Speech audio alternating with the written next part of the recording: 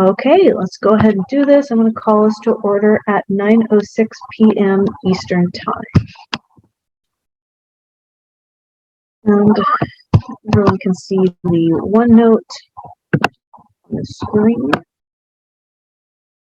And let's go ahead and start with public comment.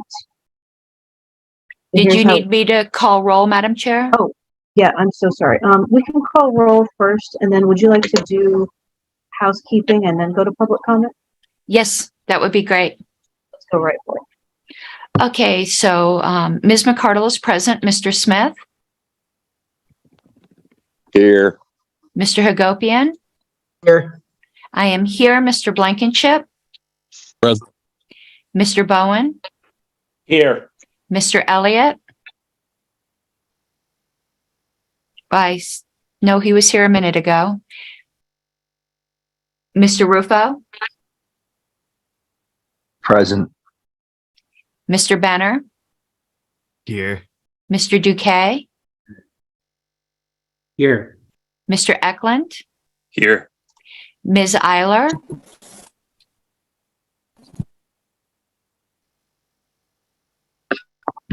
I see her. There you are. Okay, Mr. Ford? Here. And you said Ms. Gabbard's coming later? That's correct. Okay. Mr. Nana? I'm here. Mr. Watkins?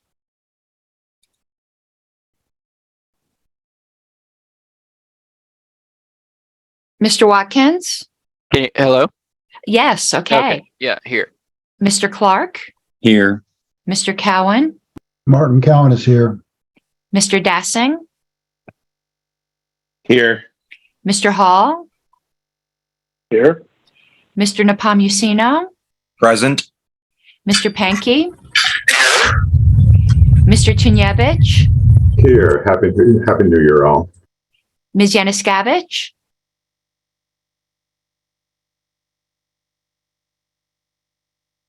Here. Thank you. And I saw Ms. Houston is here. Also, Chase Crum is present. Is there any other staff members here? Is Mr. Bukovic here? Okay. All right, Madam Chair, the only person missing is Ms. Gabbard. Yes, Brian Elliott had his mute on. It was not at his computer. Sorry. Okay. Held loud.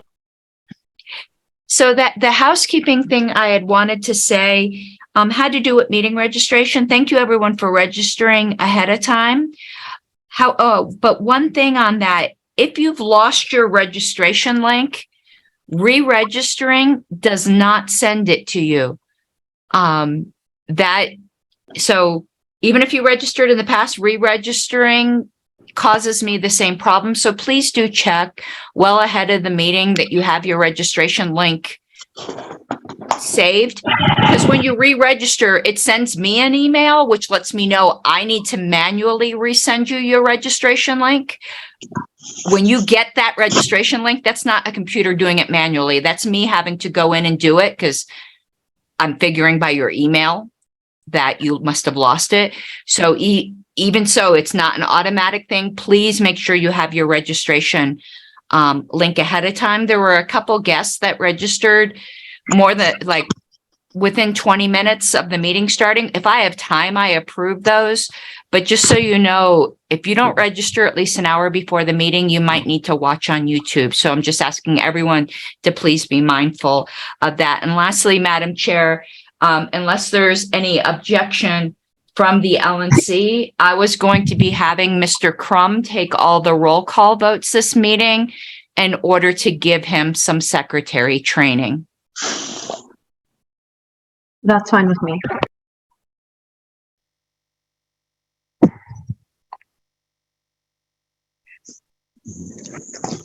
Okay, so I think next up we have public comments. So here's how we do that. Go to the bottom of your screen and you need to find reactions.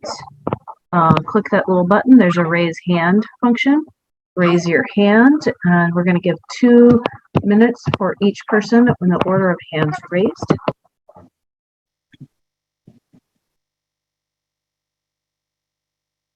And I'll wait just a second to see if anybody else raises their hand.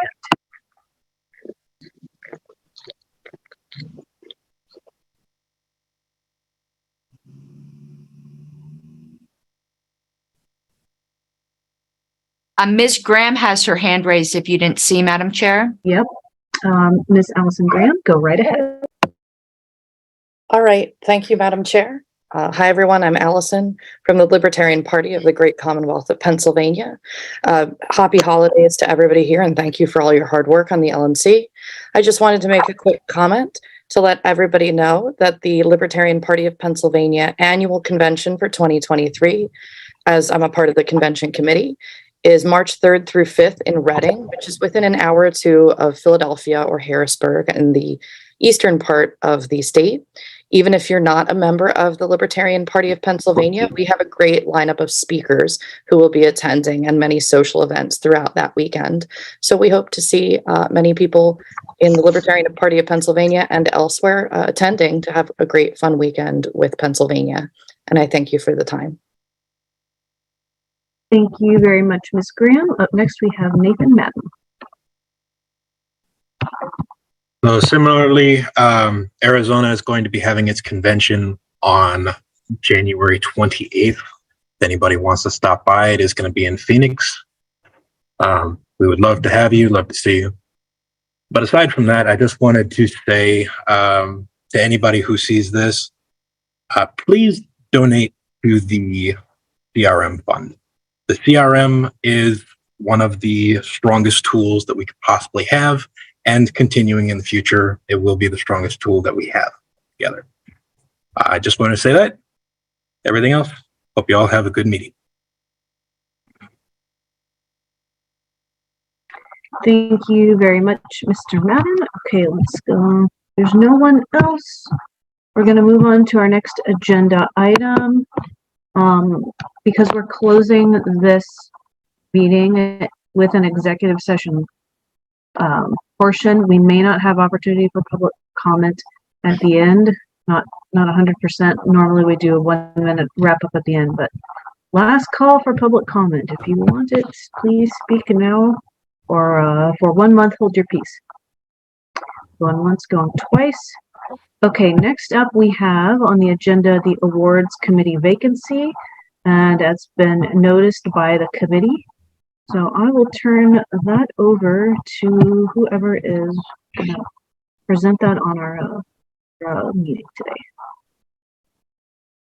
Madam Chair, I don't know if any of the applicants are here or if anyone would like to speak on behalf of the applicants, but what I suggest, if it's amenable to you and the committee, is that we allow that opportunity, and then I send an OPA vote ballot after this meeting for those candidates and any further nominees via approval voting, with the highest approval person winning, no majority required. Okay, so I'm fine with that. Looks like Mr. Duque has his hand raised. Go ahead. Thanks. My question was, did we approve an agenda, and did it have the LP News item on it? And well, first off, did we approve the agenda? Because I might have missed that. Oh, it's because it's a special meeting. It's always set in advance. But Madam Chair, I made an error on it, and thank you, Mr. Duque, for reminding me. Yeah, I was going to suggest, because it was properly noticed and it was my error to not put it on the agenda, to do it after the 2 budget motions that are already on there. That's fine with me. I'm sorry, I missed it when I approved, when we went back and forth with the agenda.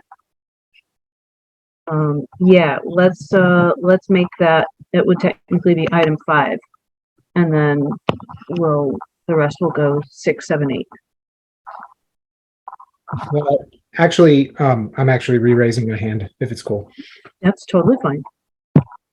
Thank you, Madam Chair. Well, I wanted to move, if it would be in order, I'd like to move to amend the agenda, or if it's, I don't know if it's to suspend the rules to amend the agenda, to move the last item regarding the executive director contract up to the top of the agenda. Reason being that I feel it's the most important decision we'll make in this meeting, and I would like for us to not wait until several hours into the meeting to be able to get to that, because I feel like it also has an effect on the decisions we're able to make in other aspects of the board. So I'd like to amend the agenda to go directly to the executive director contract. Okay. I put it specifically at the end because we've got to go into executive session and toss everyone out. But do we have any seconds?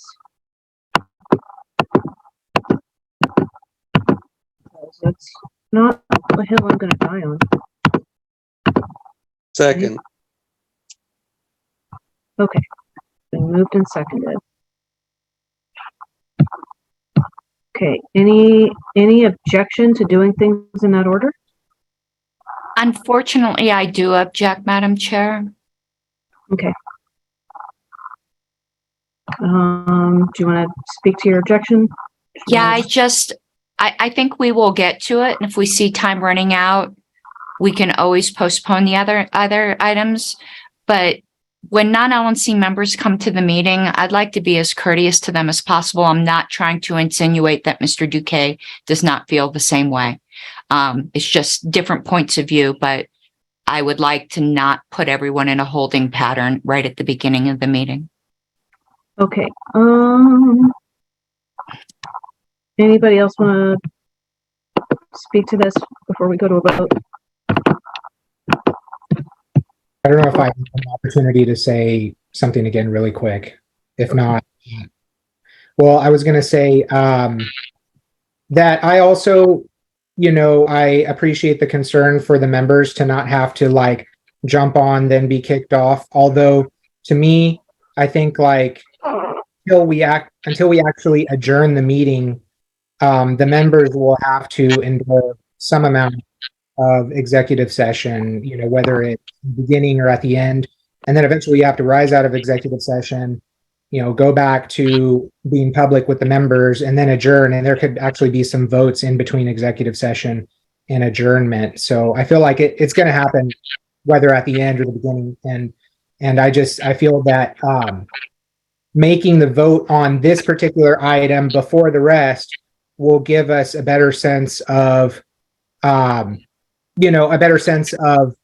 or less what our organization is looking like in terms of staff leadership. So that's why I'd like to go to it first. Thanks. Okay, we're going to hear from Mr. Pat Ward. Yeah, just briefly, I'll be very brief in my 15 minutes. I'll actually try to keep it under that. So if we can buzz through some of these open items, I'd be on board with Ms. Harlow's interpretation. Okay, any other comments? And if we get short on time, I'll table one of my agenda items.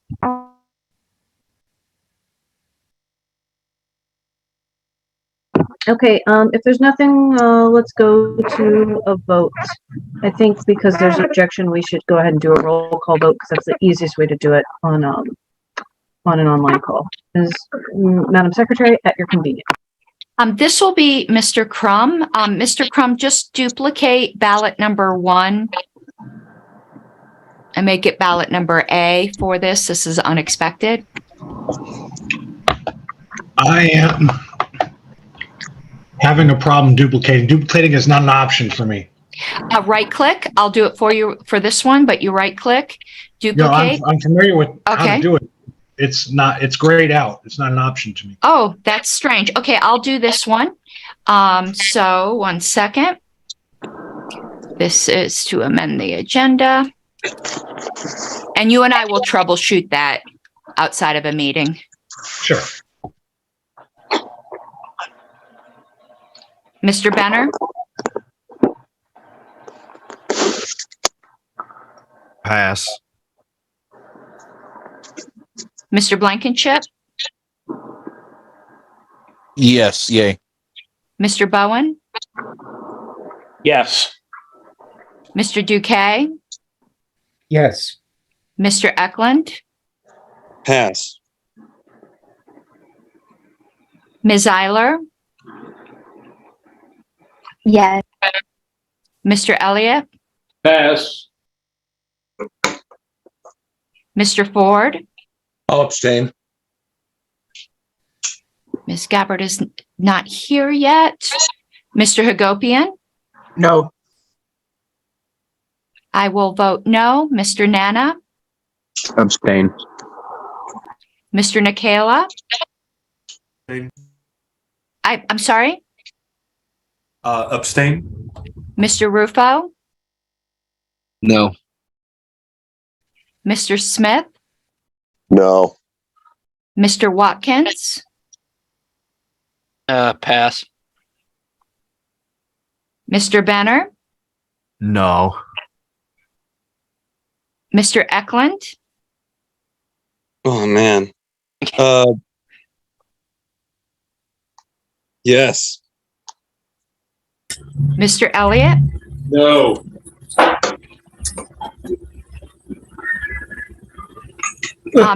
Madam Chair, it's 5. If I could object, It's okay, no, Wait, I was Mr. just about, Yeah. I was just about. It's okay. Oh, I'm sorry, Mr. Pankey, I'm sorry. yes. Thank you. Okay, Madam Chair, it is tied. Your vote can make a difference. Do you wish to vote? Mr. Watkins passed. Oh, I put X. Mr. Watkins. I'll abstain. Okay, Madam Chair, same position. Oh, good grief, you guys. I was not prepared for this. Okay, I guess I'm gonna go ahead and say yes, and we'll jump right into it because there's an appetite for it. I did not realize this was gonna be a thing, but apparently it is, and we'll try to take care of it as quickly as possible. Okay, considering we're going to that item, Madam Chair, is a motion for executive session in order? Yes, a motion for executive session is in order now. I have a question. Is it permissible for Mr. Crum to attend? He has signed an NDA. I don't have any objection. Does anyone else have an objection?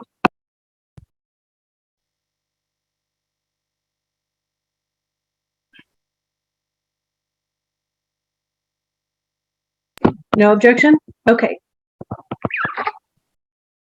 All right, that's fine then. So Mr. Crum can attend. So it's been moved to go into executive session for, To discuss the executive director contract. okay, do we have a second? Second. Okay. Any objection? Going once, going twice? Okay, hearing none, I'm gonna let our secretary put us into breakout rooms and then we'll be ready to go. And I'm assuming, Madam Chair, is Ms. Houston going Yep. to? No? Nope, this will just be LNC. Okay, I will pull everyone into the room and I'll pull Mr. Crum in separately. Okay, so I got to remember how to do this. Breakout rooms right here. Okay. Executive session.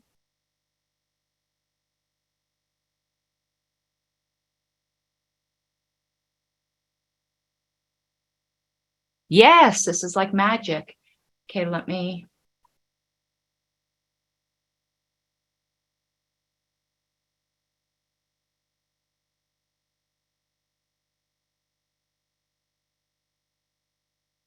Pat, did you not sign up with your email address that is the one you gave me? I can't hear you. Yeah, I did. That's how I got in here. Oh, we're in the executive. No, we're not. You're not in the executive. You must not have used the one. Let me find you on this list because you're not in the executive session room. Should be, because I got the login from my P40 coalitionradio.us.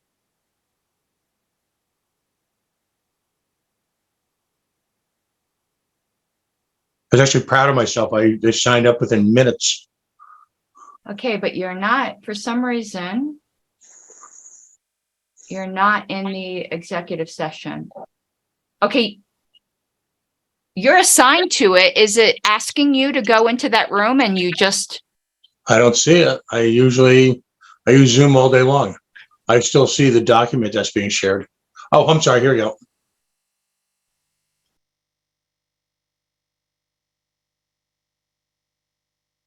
Okay. All right, everyone, remember that you are still live on YouTube, so don't say anything you don't want broadcast. And we shall see you in a bit.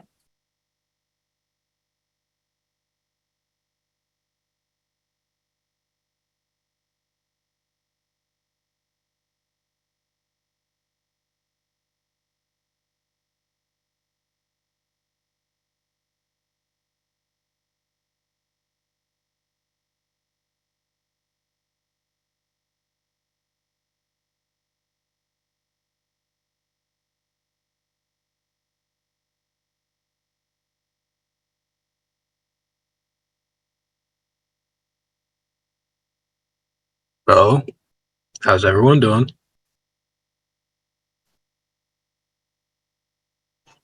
Hope you all are doing well. Does anyone have any good jokes?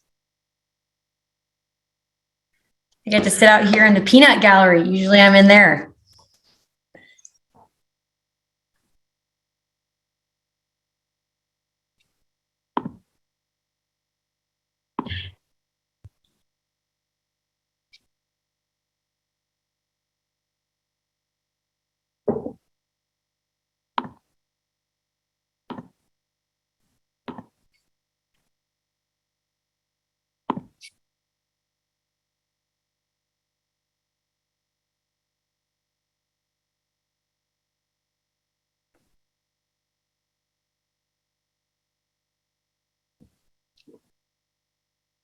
You want a joke?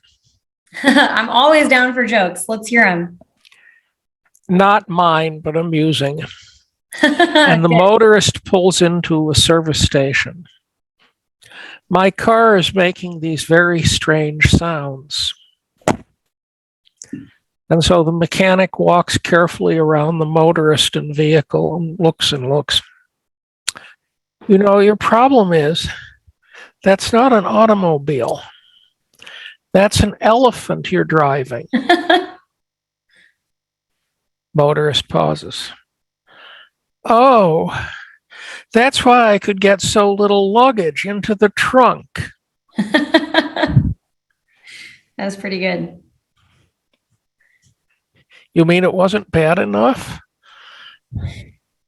I'll take it. It's a good clean joke, safe for YouTube, you know?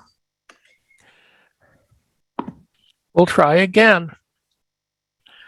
The Republicans attempted to elect a Speaker of the House.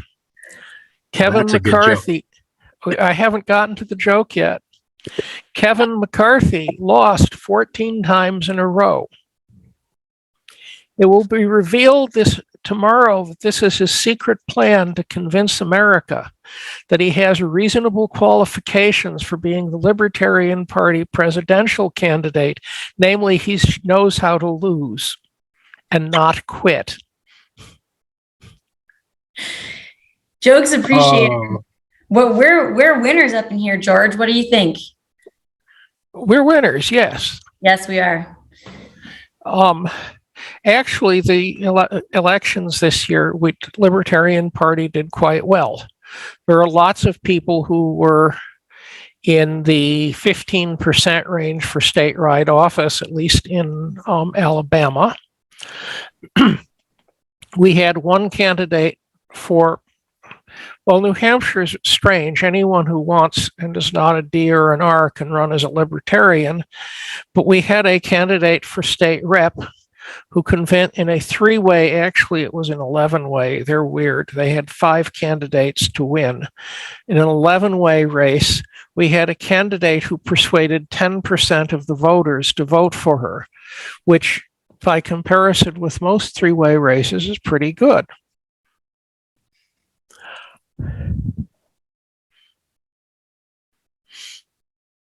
Oh, it's a joke also. The Massachusetts Republican Party hasn't worked out yet that it's a third party, but they're down to 9% of the registered electorate. They failed to get on the ballot one of their candidates for statewide office because they couldn't find enough Republicans to sign his nominating papers.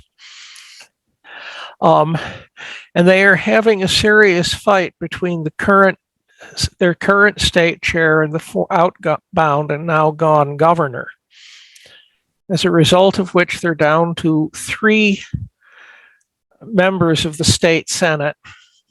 That's the 40 members of the state Senate, and 23 members of the state House of Representatives out of 160, which is pretty bad.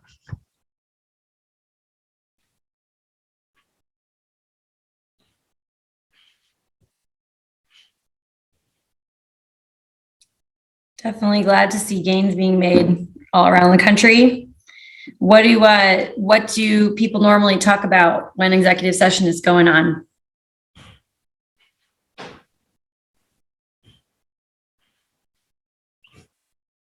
Last few times I've been here, it's been people were talking about what books they read. Nice. Okay.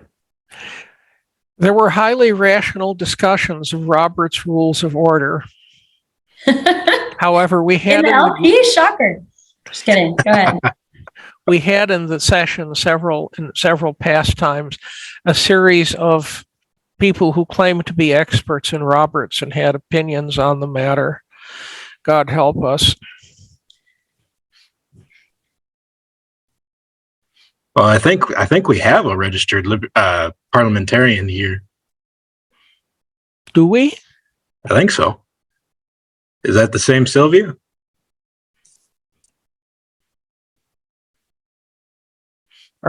Yes, I am.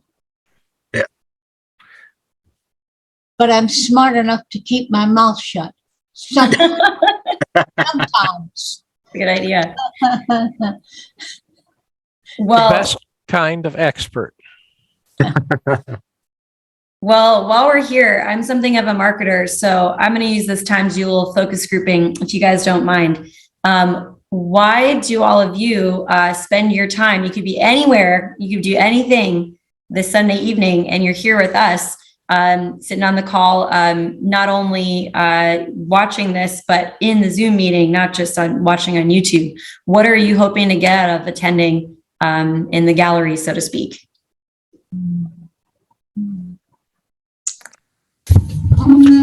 Just curious. Miguel dropped the link to it right before it started in the Region 1 Discord. Didn't have anything. Well, I have plenty of better things to be doing, but nothing I'd rather be doing. Great.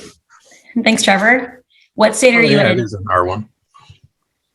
Washington. Washington. Sweet. That's what I thought. And sorry, Nathan, what were you saying? Oh, he just mentioned the R1 Discord. I'm in there. I didn't realize he dropped it. I'd gotten the link from the LNC business list a while back.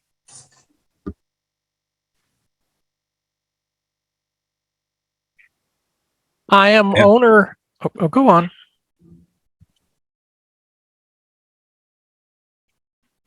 I am owner/editor of Independent Political Report and Third Party Watch, which are the electronic newspapers that cover all third parties.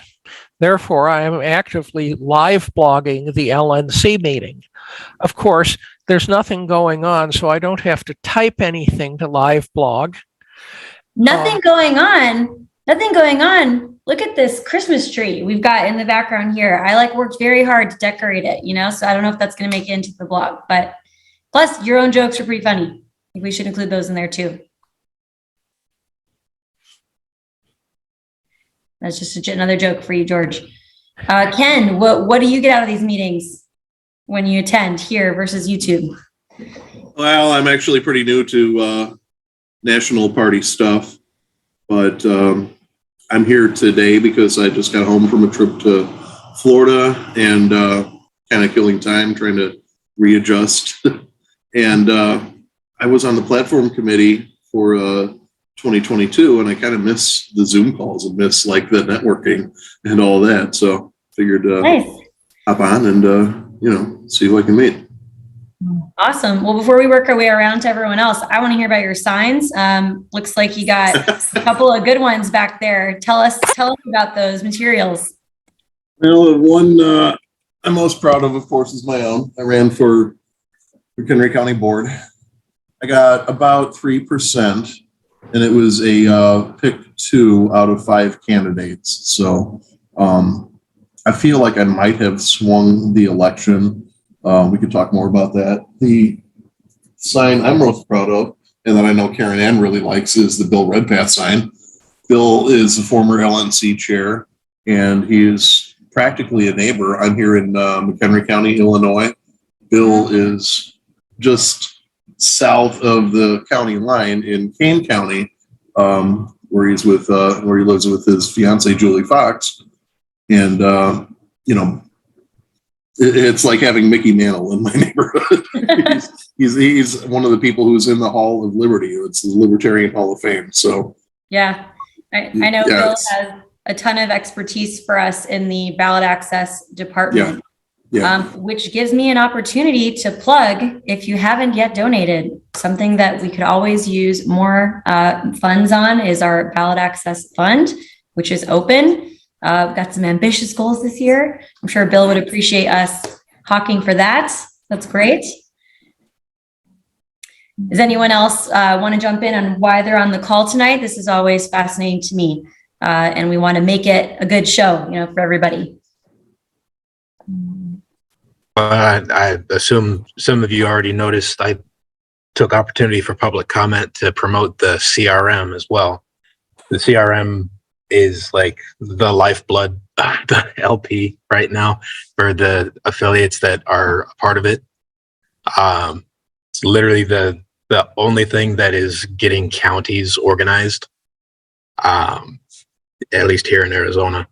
So yeah, I always try to shill for that. And there weren't many others who are part of that like group that come on here and do that were available today. So great. Well, thanks for that. And you'll be hearing from all of us here at National very soon, but we are investing heavily in technology this year. So if there's anything anyone is looking for in terms of features or user needs that you have, be it CRM related or otherwise, we are very excited to be talking to people. We've recently hired, I believe, the party's first ever CTO, and he's been doing an amazing job getting us all organized in the CRM, but his scope covers a whole field of things. So if you and your affiliate are noticing an opportunity for us to do better at national or to be building things for affiliates, we want to hear about it. And this is the perfect time to do that. And your dollars really help us do that as well. So thank you, Nathan. Always excited when people do my job for me and promote our fundraising efforts in public comment. For sure. Third Party Watch is running a series of articles, 1 or 3 a week, on running for office and things that the LNC and other libertarian groups should be doing, which some readers may find of interest. So you might find that of interest. Independent Political Report tries to cover all of the third parties in the country, meaning we can hear what our competition or alleged competition is doing. Well, you heard it here first, folks. Third Party Watch. Go check it out. Go ahead. What were you saying? Independent Political Report. And are those two separate entities, or are they the same? They're completely separate. So, Independent Political Report is about to be moved to the Outsider Media Foundation, which I am one of the organizers of, meaning Independent Political Report is going to try to do serious fundraising to do extensive coverage of all third parties, which of course means much coverage of libertarians. Gotcha. I'm just replying back to some comments here. And again, I'm a marketer, can't help it. Let's keep the focus groups running. I had another question. Enough about national. What's the most exciting stuff going on in your affiliate? Anything cool that the affiliate's working on or a big challenge you're tackling in 2023?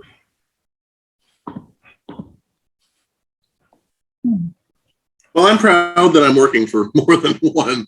I'm secretary of McHenry County. I'm secretary of Fox Valley, and I'm also secretary of Libertarian Party of Illinois. So cool. Are each of those like nested within each other, or are you like so in demand you're crossing county lines to go help in two areas? Well, no, we were doing most of our state stuff still via Zoom. I did make it a goal to go to each chapter, each active group at one point during the next year, during 2023. So, but we're still doing all of our official state stuff online on Zoom calls, or not Zoom, I think it's Uber meetings, but whatever. Hopefully we'll move away from that in 23. Good stuff. How about everybody else? Anything cool going on in your affiliate, county, state, otherwise? Well, I kind of hinted to it a little bit earlier, but we managed to organize a few more of our county affiliates. We got 3 of them this year, Graham, Greenlee, and Apache County. And I just want to say that Apache County is the single most kick-ass county of everybody, because immediately out the gate, they managed to fundraise through event raffling and a bunch of other stuff that they were doing over like I think close to $10,000 like within the first couple of months. So that's big for a group of like 5 guys. That's pretty impressive. Yeah. Right.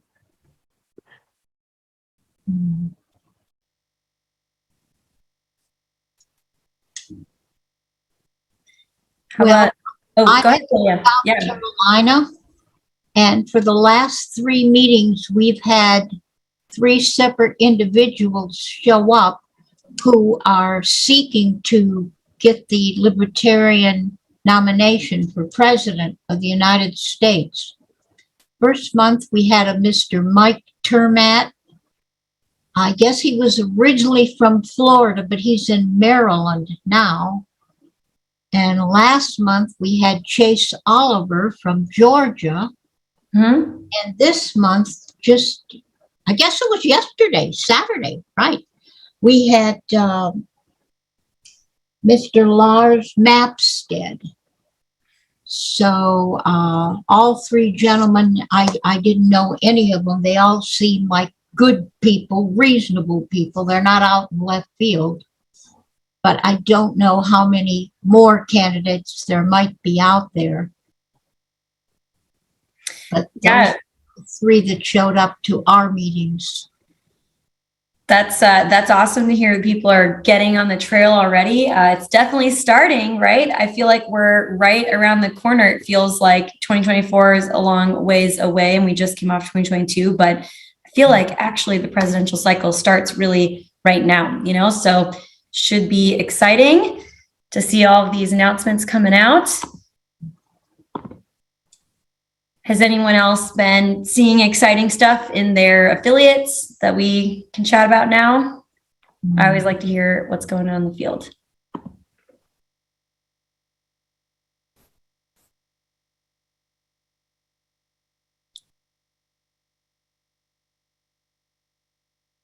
Going backwards a couple of months, we had the November election.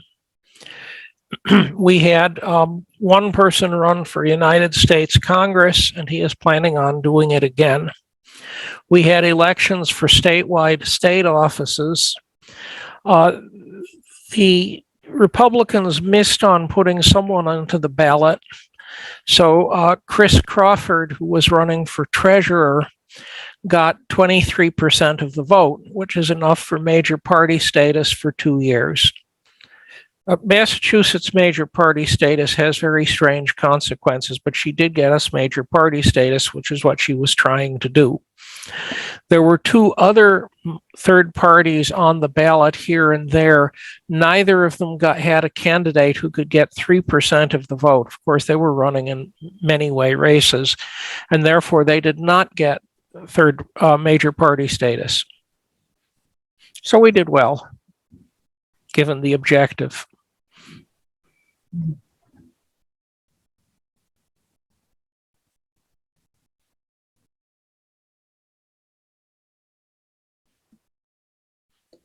trying to think of other fun things we can discuss here. Do people usually hang out silently or chit chat?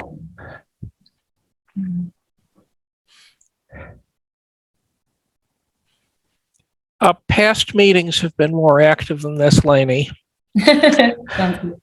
What can I say that is not the same? Last year, I published a novel. And in the near future, the novel will also be showing up in paperback and hardback. At the moment, it's an ebook. Practical Exercise is a not exactly Harry Potter fantasy. That is, we have a magical school, but it's not an English public school, which seems to be awful places. It's an American research university in terms of what it sounds like. So it's quite different.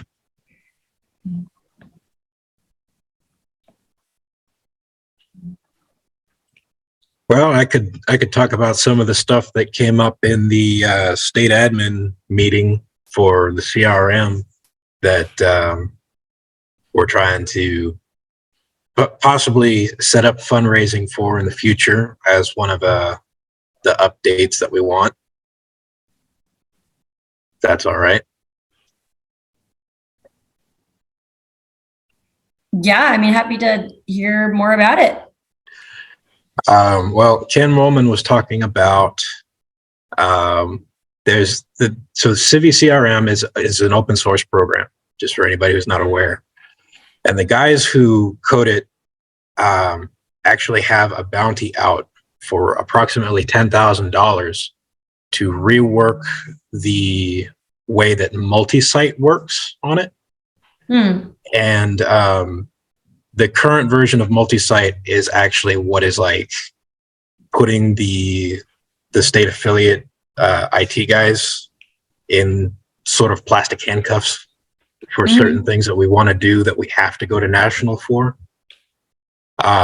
Is basically the way that the current multi-site works is if you have an elevated access level to be able to do something that is within multi-site, you can see all of the other sites that are within the multi-site and you can affect them as well. So one example is like if you want a contribution page and I just want one for Arizona. If I had access to edit anything on that, then I would also be able to edit stuff for Kentucky. So approximately $10,000 to have that reworked, and that would actually like solve like 90% of the complaints that have been coming along from the various affiliates that have the CRM. So I don't know how that would be set up, if there's something legal with the FEC, or if that's something that national can do, or if that's something that even the state parties could fund. But that is definitely something that is an upgrade that would unlock the rest of the potential. Yeah, that's fascinating. So let me see if I understand this. Is this a bug bounty, or almost like they're saying, hey, you know, if anyone can resolve this, we'll pay kind of a finder's fee or creator's fee for 10 grand to build this feature? It's a feature request that they're basically saying it's $10,000 for them to redraft the whole way that multi-site works. So. And yeah, so to confirm, they're trying to pay that to someone else, or they're saying they're requesting that for the upgrade. Oh, I see. Okay. So, but yeah, that's basically the situation with that. But it would be very interesting to see that happen. However it happens, whether it's somebody privately that does it, whether it's the states, whether it's national. I mean, raising 10 grand shouldn't be that hard. It's just the format that it takes, which was something that Ken was talking about. That there's some legal issues when it comes to national doing things because it's all FEC. Yeah, we always want to figure out how we're doing things in compliance, right? But that's really interesting. And let me just, share with you, Nathan, or anyone else who has ideas like this on their mind. Obviously, we work super closely with Ken. Huge shout out to Ken Wollman, by the way. I don't know if everyone in the party knows how hard that man works, but he volunteers very, very hard. Lots of people around the country spend countless hours and every single week to do stuff, but Ken deserves a special shout out. I'm sure you guys all know that. I've heard a bit about this from Ken in the past. But if there's any ideas like this, I just want to let everyone know we are currently in the process of building our tech roadmap for the year of 2023, starting obviously with some near-term stuff. So if there's ideas that can help unlock your affiliate or just make you more productive through the tools that National maintains, we want to hear all about it. So Nathan, I know we've got a ticket process. If anyone hasn't submitted that idea, obviously Ken works very closely with us, but feel free to submit that as a ticket. And I would just be interested in hearing if anyone wants to be part of our user needs discussions or focus groups. I guess it's probably too formal of a way of thinking about it, but we're talking to really passionate power users, including that state admins group. So more to come on that, but love to hear feature requests.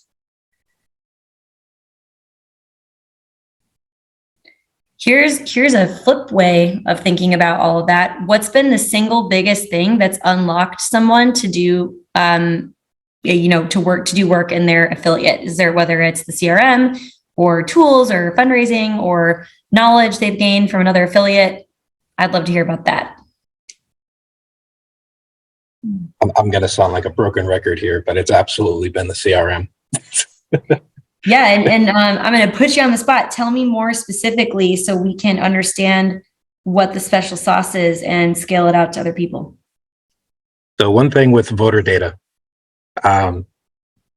obviously you have to sign an NDA because there's a lot of sensitive data. But after you pass that, and once you're using it effectively, your walk lists, your call lists, your signature gathering, all the ballot access efforts, volunteer efforts, organizing counties, literally everything that the party does becomes that many more times efficient. Just because you have tools within the CRM that build things out for you.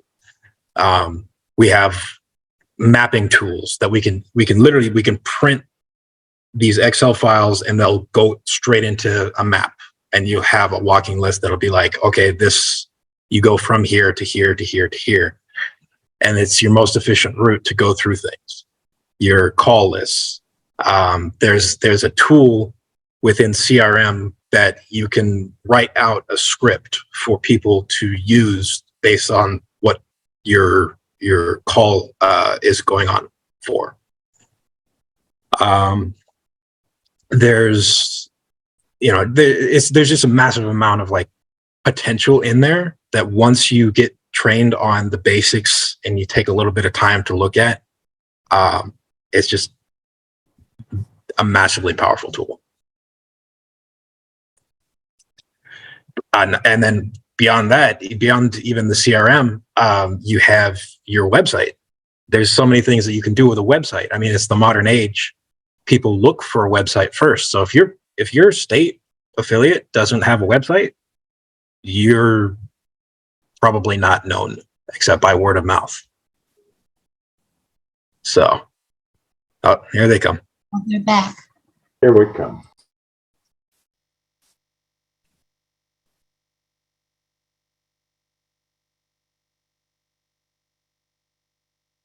All right, everyone. We are coming back. Okay. Well, we're having a whole lot of fun out here. George has been teasing us with his dad jokes, and we've been doing some focus grouping tonight. And thank you, Nathan. That was all really great. I'm making a note of that, and we'll definitely have Andy Bukovich, our CTO, circle back to you so we can hear more about that, because that's really appreciated. That is better. I was going to suggest tic-tac-toe or Jackbox. Great. We're productive.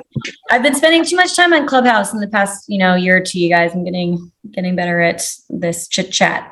Speaking of which, shout out, if you like this kind of thing, there is a pretty active Libertarian Clubhouse crew who hosts almost like every hour of the day. There's something fun to be doing over there. All right, are we all back? I actually don't know how to tell if we're all back. Let me look. Okay. The second to last to leave, it was me and Kathy. So if Kathy's here, then we're all. Okay. Yeah. Okay. I'm Now here. I'm looking. Okay. I think we're all here. And Connor Nepo just joined as well. Okay. So we have a motion on the floor, I believe. I'm trying to remember if I actually made it. The motion is to approve the executive director's contract. You So I'm gonna hadn't, go ahead. yeah, you hadn't made it yet, Madam Chair. Okay, so I'm going to go ahead and formally make that motion. Second.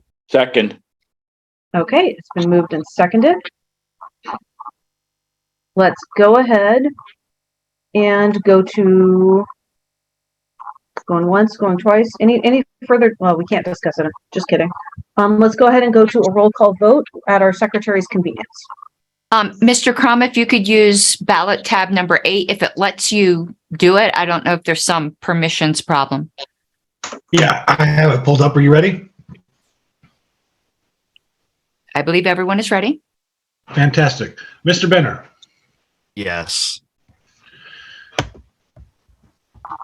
And there's our answer to that one. I still cannot click inside of it. And I Okay, have a hold on sneaking one suspicion second. that's going to be permanent.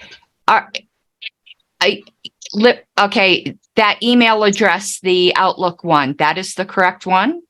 Yes. Because it says you're an editor. Okay, well, I'll do this one. Do this one. Let me log out and log back in. Okay, I'll do this one. Mr. Benner, Yes. Mr. Blankenship, Yes. Mr. Bowen, Yes. Mr. Duque, Yes. Mr. Eklund, Yes, indeed. Ms. Eiler, Absolutely. Mr. Elliott, Yes. Mr. Ford. Yes. Has Ms. Gabbard joined us yet? Okay, Mr. I do Pankey. not believe so. Yes. In consultation with Both Linnea and Region 7 members, I will abstain. Mr. Hagopian, Yes. I will vote yes. Mr. Nana, Yes. Mr. Nikela, Yes. Mr. Rufo, Yes. Mr. Smith, Yes. Mr. Watkins, Yeehaw. Codpiece. Madam Chair, it's 1501. Okay, motion passes. Thank you, everyone. And thank you. Congratulations to our new, for real executive director. Congratulations, Laney. You guys hooked me. How'd you do that? Sorcery, witchcraft, dark magic. We painted our faces blue and yelled freedom. We got some of your hair. Oh, geez.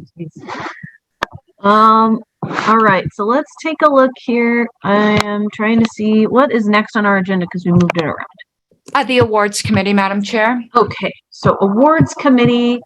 Is there anyone who applied for the awards committee, or anyone who is currently on the awards committee, or anyone who is going to speak on behalf of someone who wants to be on the awards committee? Any of you, are you on this call right now and would you like to speak? And if so, please raise your hand so I can see you. Looking for hands. I don't see a single hand. Madam Secretary, you had a suggestion on what to do for this agenda item. Yeah, I was suggesting after you had given the opportunity for anyone to speak or on their own behalf or on behalf of any of the applicants, that I tomorrow or this evening send out an OPA vote ballot to expire in 3 days. That's a detail I just added.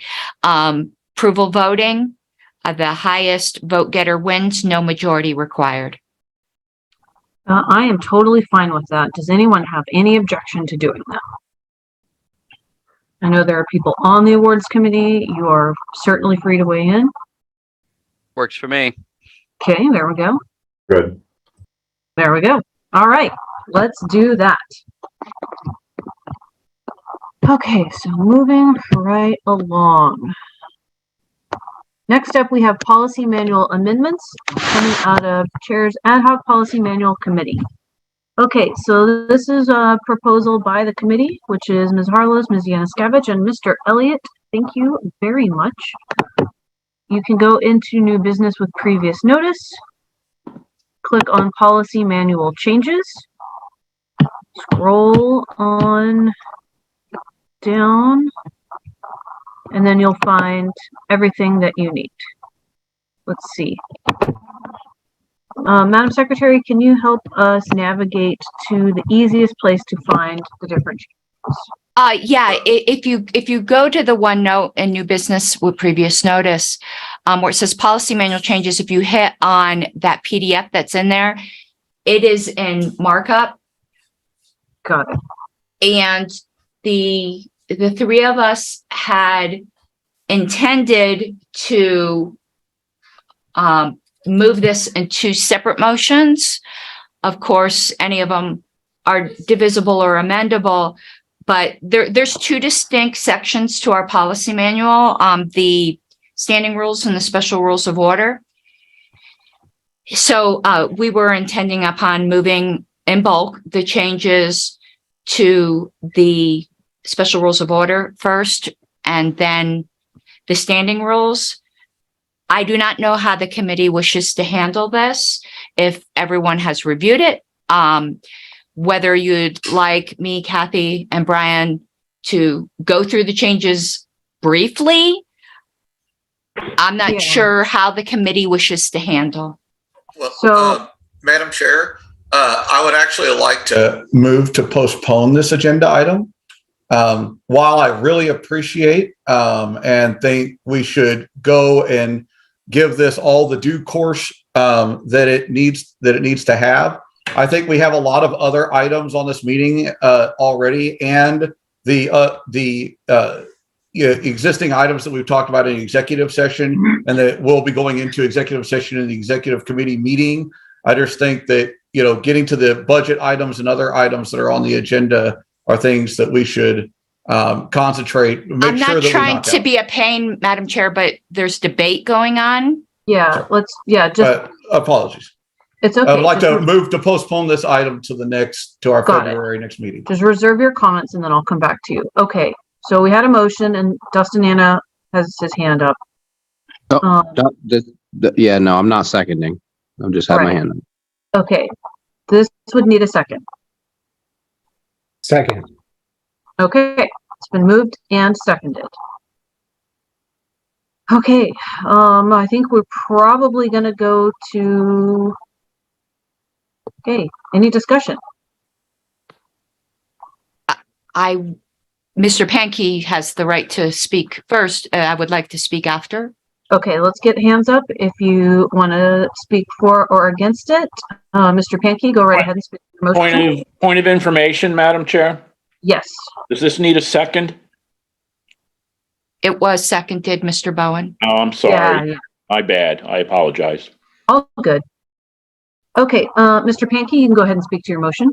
Yes, thanks, Madam Chair. Sorry for not offering this, waiting until this point to start my discussion. But for the things I said earlier, that I think that this should be given due consideration. I also think in areas where we're doing amendments to the policy manual, they have a tendency to get into areas where we could get into more extended motion practice, like motions to divide and motions to amend in this area. And although I have, reviewed the items myself and would like to go over and discuss a couple of them, I just think that we have these other items that we need to get onto. And I don't think that there's anything that are in these changes that are urgent to be concluded at this that need to be done at this meeting that cannot be done in February. So thank you, Madam Chair.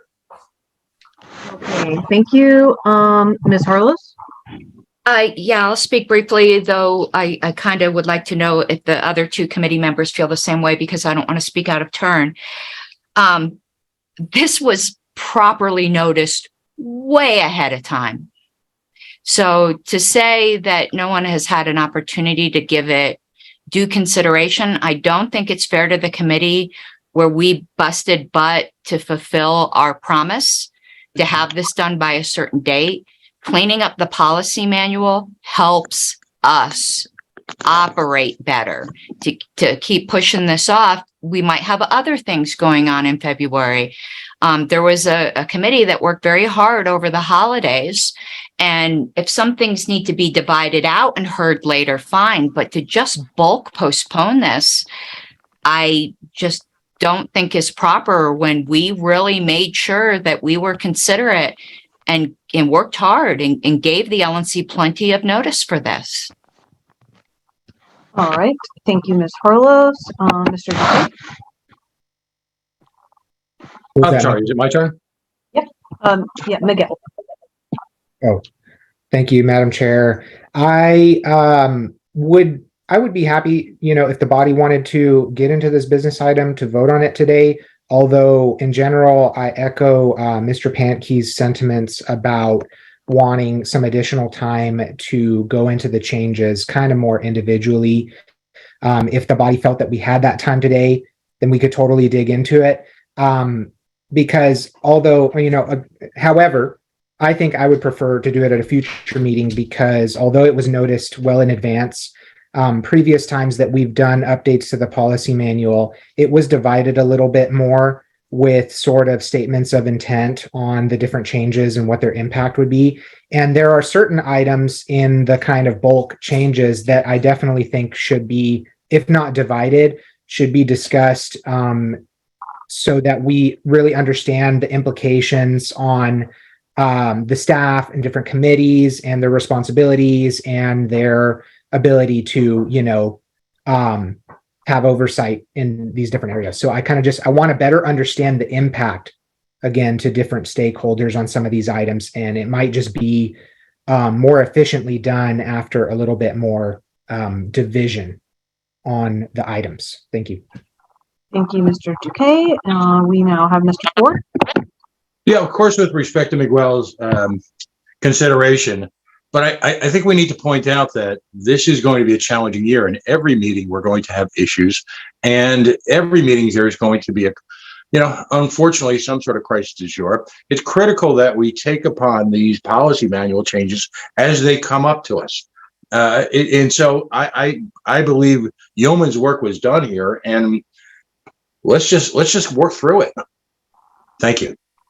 All right. Thank you, Mr. Ford. And we're going to go to Ms. Harlos. And I would hope that perhaps the committee would consider just going through the special rules of order changes if they're not inclined to go through all of them. Most of the changes are in the standing rules. That's the larger portion. If perhaps we could do the smaller portion. And just another thing to say, obviously the LNC needs to review things. It's their due diligence, but also committees are generally referred to people that this was a chair's advisory committee that she felt had certain qualifications or, knowledge, or she trusted in certain areas to take a look at. So, not saying that we're any better or smarter or anything like that, but, if we could at least go through some of them, I think that would respect the work of the committee, perhaps divide between the two, do the smaller section, which is the special rules of order. Thank you, Madam Secretary. Next we have Mr. Elliott. I'd just like to give everyone an overview because I was sort of the overview guy on this 3-person committee. And the overview, the charge we got was to turn this into a workable and clean and very specific kind of a document. We worked hard to get all of the contradictions out, all of the employment stuff into the EPCC instead of the policy manual, et cetera, et cetera.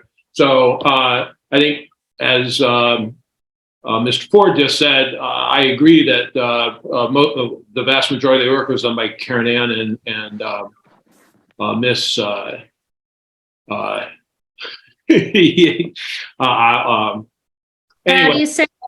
Thank you. Yanukovych. Thank you. Anyway, so I would like to just state that we thought about this hard and long. We've done a lot of work, and I would ask if there are specific issues that bother any of you that we would, discuss those in this meeting. All right. But I agree that we need to move forward on this. This is part of the whole restructuring of the organization and getting our ducks in a row and having solid, well-written governance documents. I'll stop. Thank you, Mr. Elliott. Okay, any further discussion on this item? Okay, remind me, has a motion been made yet? Yeah, Mr. Pankey moved to postpone. Okay. And it was seconded. Okay, so I think we need to just go to a vote. So let's go ahead and do a roll call vote at your convenience. Yeah, one moment. Mr. Crumbs, whoever. Yeah, Mr. Crumb's having some, we figured out it's permissions with his connection. It's something we can't solve this meeting, so I'll be taking care of this. Let me just put the right language here.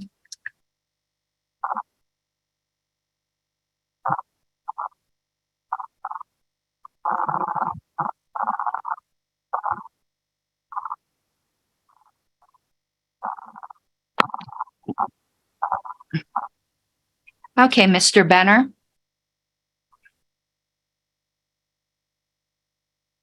Abstain.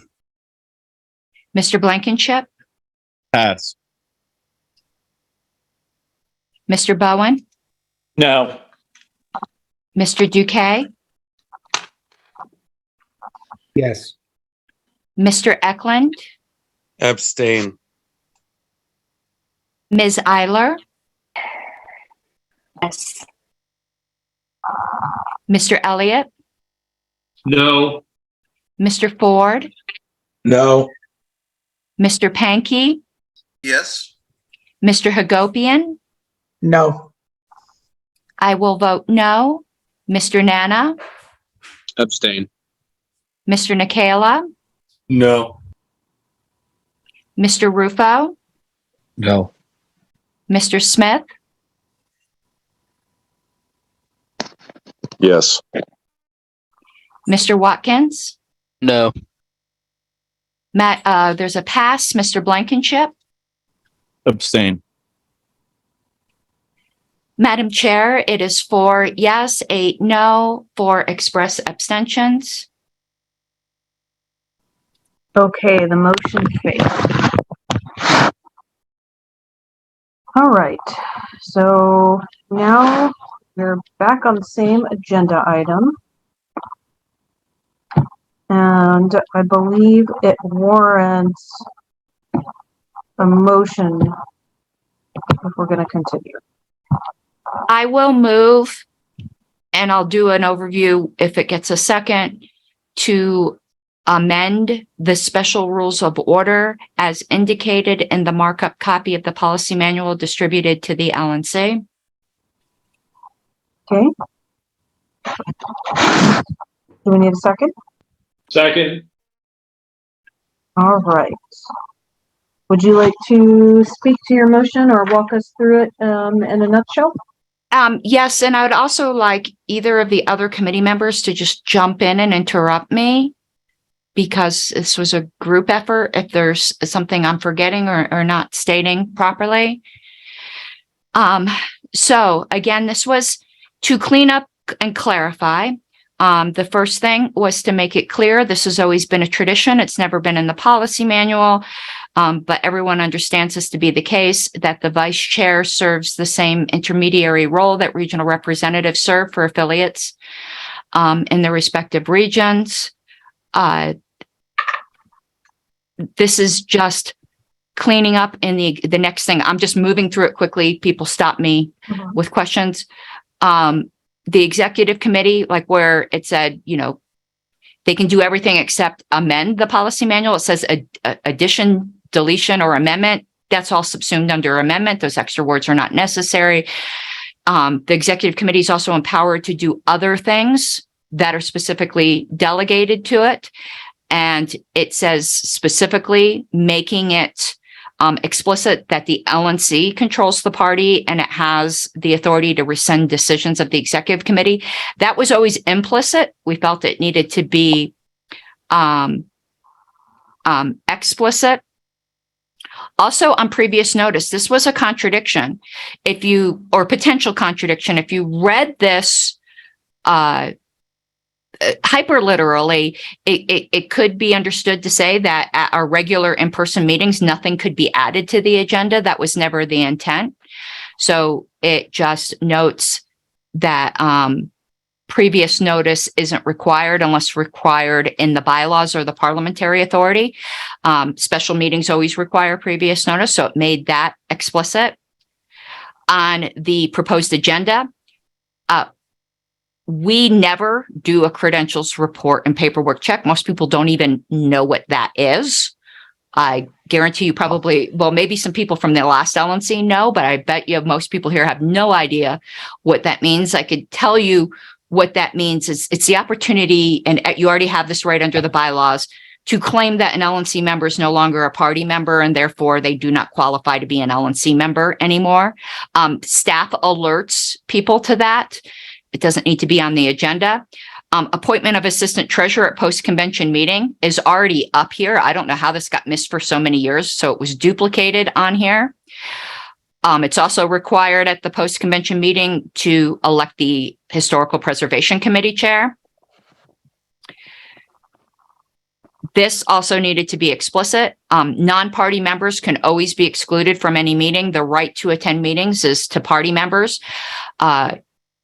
Without objection, without a vote, non-party members could just come. But if an LNC member objects, non-party members can be excluded. This here on the minutes, we had two separate procedures for approving LNC minutes and executive committee minutes. It was cumbersome and crazy. It needs to be just one simplified procedure for auto approval of both LNC and executive committee minutes. If you had noticed the last time I put up something for auto approval, I said, well, you have this deadline for this set of minutes, which is the executive committee, a different deadline for this one. It makes it really difficult to juggle. So we standardized one auto approval process, no matter what kind of minutes they are. So that got rid of quite a bit of language. Electronic mail ballots, clarifying the procedure we've always done, that you're allowed to debate in the ballot but the initial ballot can't contain debate because that's started by the secretary. And here, this term, votes abstain, that's incoherent. To abstain means you didn't vote. So you can't vote abstain. That's just an absolutely incoherent notion. Here, we don't do this. For original main motions, somebody needs to document the time at which the tally was announced. We have recordings for this. The purpose of this is if somebody drops out of the meeting and comes back within 5 minutes, they have a right to vote. We're perfectly capable of noting that without having some formal policy that somebody is supposed to be keeping track of all these times.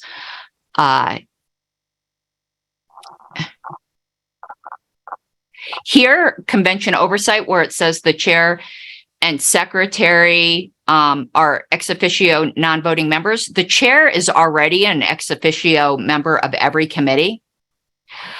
So that really didn't need to be in there, but it does make a slight difference in that the chair as ex officio in her broad authority can vote. So this just leaves her at her broad authority and just leaves the secretary as a ex officio non-voting member. The chair usually doesn't come to any of these meetings unless there's some kind of urgent matter that requires the chair's attention. Oh, actually, I'm wrong. Never mind. The chair is non-voting. I thought they were voting. I'm getting confused with Colorado. So, yeah, sorry about that. That's okay. That was my understanding. Yeah, I'm sorry. Dealing with too many bylaws. This isn't bylaws, but a lot of times this is in the bylaws. So there's no reason to state the chair up here as ex officio. She's already a non-voting member of every committee as ex officio.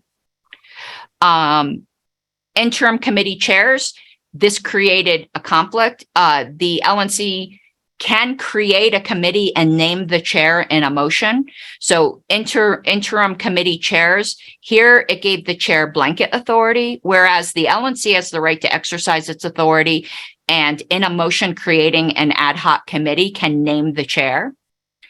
Now this budget thing, I believe Todd, it's been a little bit now. I believe you had taken a look at this, but if you haven't and you're not comfortable with it, I'm more than willing to put this one aside. It's really cleaning up the language. I don't believe that there is any change in meaning, because here, for instance, the phrase, the chair with the consent of the executive committee.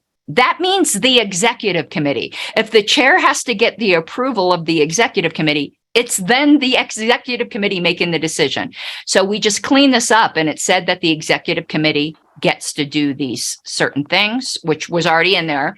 Don't believe there's any meaning changed. This things having to do with the CRM, this stuff is way too granular for a policy manual. This is an internal manual. I mean, an internal policy to staff in the way they interact with the CRM. This just gives, we deleted out a lot of this granularity and just put the broad duties that we have as far as who owns the data and the rights that a state affiliate has if they exit the CRM. So all of this stuff that's like, it says, like, for instance, you know, we're definitely giving an Excel spreadsheet with all of this stuff, but it also includes this breakout. Like, these are just basic data points. It doesn't need to be in the policy manual, particularly when it says, and other stuff at the discretion of LPHQ. All of this is an internal LPHQ thing. It shouldn't be in the LNC policy manual. This is not something we do as an LNC. It's something that the executive director and staff do. So that is it for the special rules of order changes. The rest are standing rules changes. So I have made that motion. Okay, so was your motion specific? Okay, your motion was specific to the special rules. Okay, been moved and seconded. Any questions or further discussion? And everyone's clear on what we're voting on. We're voting on everything that Ms. Harlow's just went over with us. Okay, do we need to do a roll call vote on this? Yes, because it requires a higher vote threshold. That's right. All right, so we will go to that at your convenience. Mr. Benner, Yes. Mr. Blankenship, Yes. Mr. Bowen, Yes. Mr. Duque, Yes. Mr. Eklund, Yes. Ms. Eiler, Yes. Mr. Elliott, Yes. Mr. Ford, Yes. Mr. Pankey, Yes. Mr. Hagopian. Yes. I will vote yes. Mr. Nana, Yes. Mr. Nikela, Yes. Mr. Rufo, Yes. Mr. Smith, Yes. Mr. Watkins. Yes. Okay, Madam Chair, it's 1600. All right, great. Motion passes. Let's move to the next one. Madam Chair, if it's amenable to the other committee members and out of deference to the LNC members who felt that this should be postponed in the spirit of compromise, I would like to move to postpone the standing rules portion to the next meeting and thank the LNC for at least hearing portion of the proposals. I will second. All right. Thank you very much. It has been moved and seconded to postpone the rest of the policy manual proposals. Any further discussion?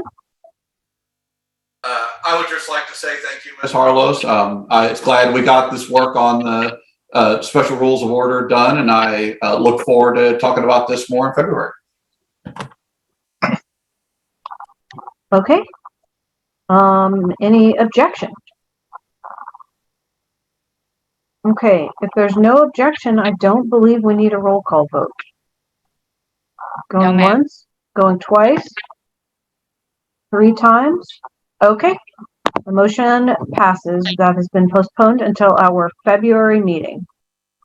So we will make sure that that gets put on the agenda. Okay, so let's jump to our next agenda item.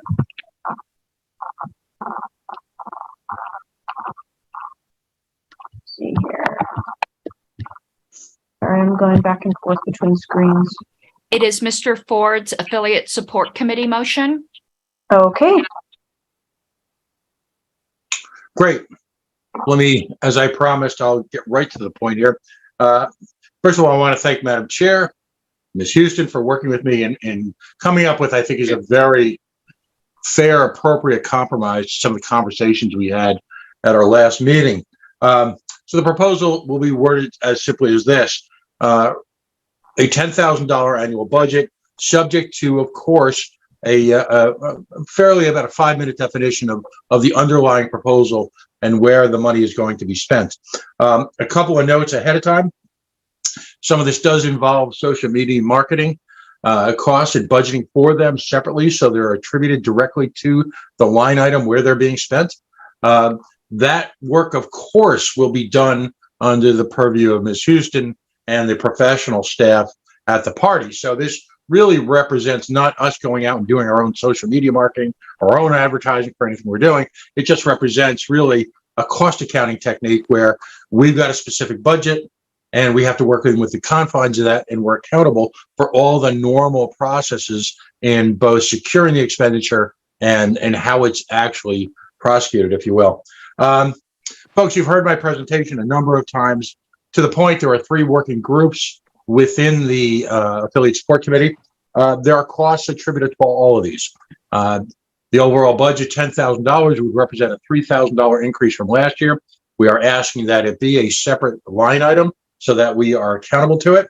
And I also want to point out that all of these working groups have real immediate potential to, A, increase membership, and particularly within the all-important college affiliate program, actually to help us develop a volunteer workforce that will allow us to support, well, let's be blunt, ballot access. You know, the idea of spending a little bit of money to hopefully get college students across the country over the next couple of years, where they can save us 5, 7, 8, who knows what in 2024 petition cost will be, is very, very attractive, as well as providing a pipeline for future members. So briefly, there's 3 components. There's affiliate in a box. Mr. Rob Coward runs that he's the Pennsylvania State Chair. He's a member of the committee. The committee at this point is within weeks of what I'll call a reviewable, deliverable product. All right. This has been placed on very high priority status by by Angela.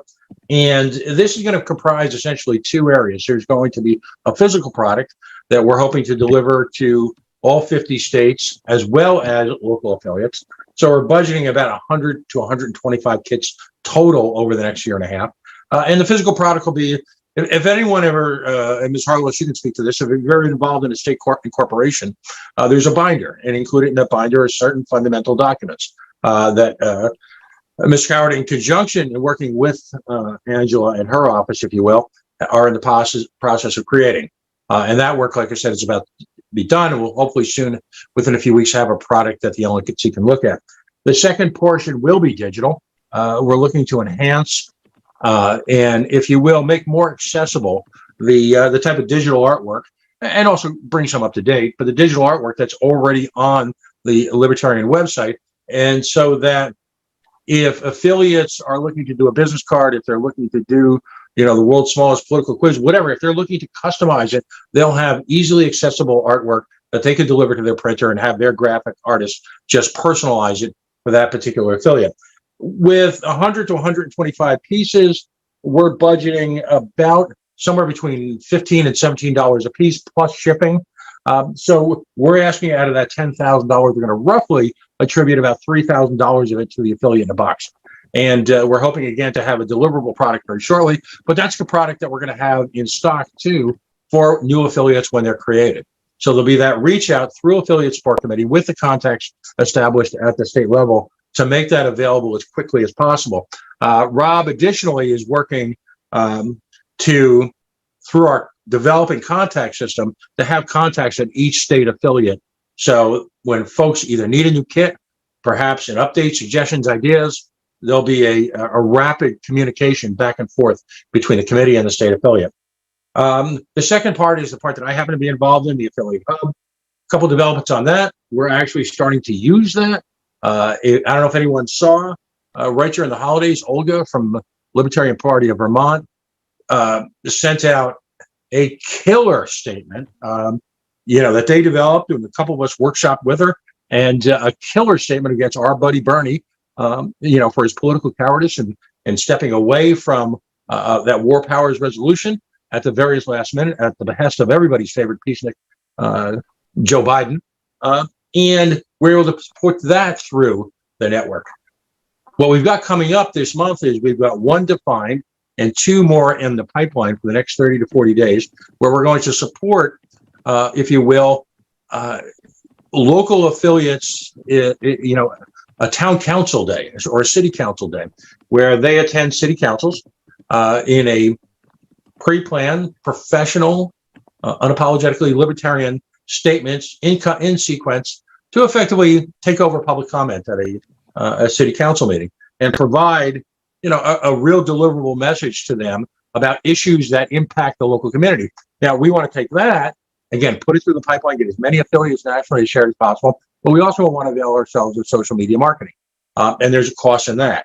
And, so with the occasional hard material, hard collateral, as well as digital marketing, we're estimating about a $3,000 to $3,500 budget for that. Third, and I think a really exciting program is what's taking place with the collaboration between the Libertarian Youth Organization and Linnea Gabbard's team, if you will. She's meeting in a week or two with a number of university libertarian professors to help further this goal. But they've got dozens of contacts in place to start, incredibly enough, libertarian, and we use the term loosely, affiliates at the college level in conjunction with the Libertarian Youth Organization. Now, there are startup costs involved in this and additional digital marketing. It's one thing if we go to adults who have formed an affiliate in a small town, or a community or a city or a county, we can expect them to come up with the costs associated. It's a little tougher to do that with the college crowd because a lot of these kids don't have a lot of money. So we're asking again to budget about $3,500 annually for costs for collateral, digital marketing, and some startup support costs at the college level, working in conjunction with the Libertarian Youth Organization. So you're looking, like I said, at a $10,000 ask.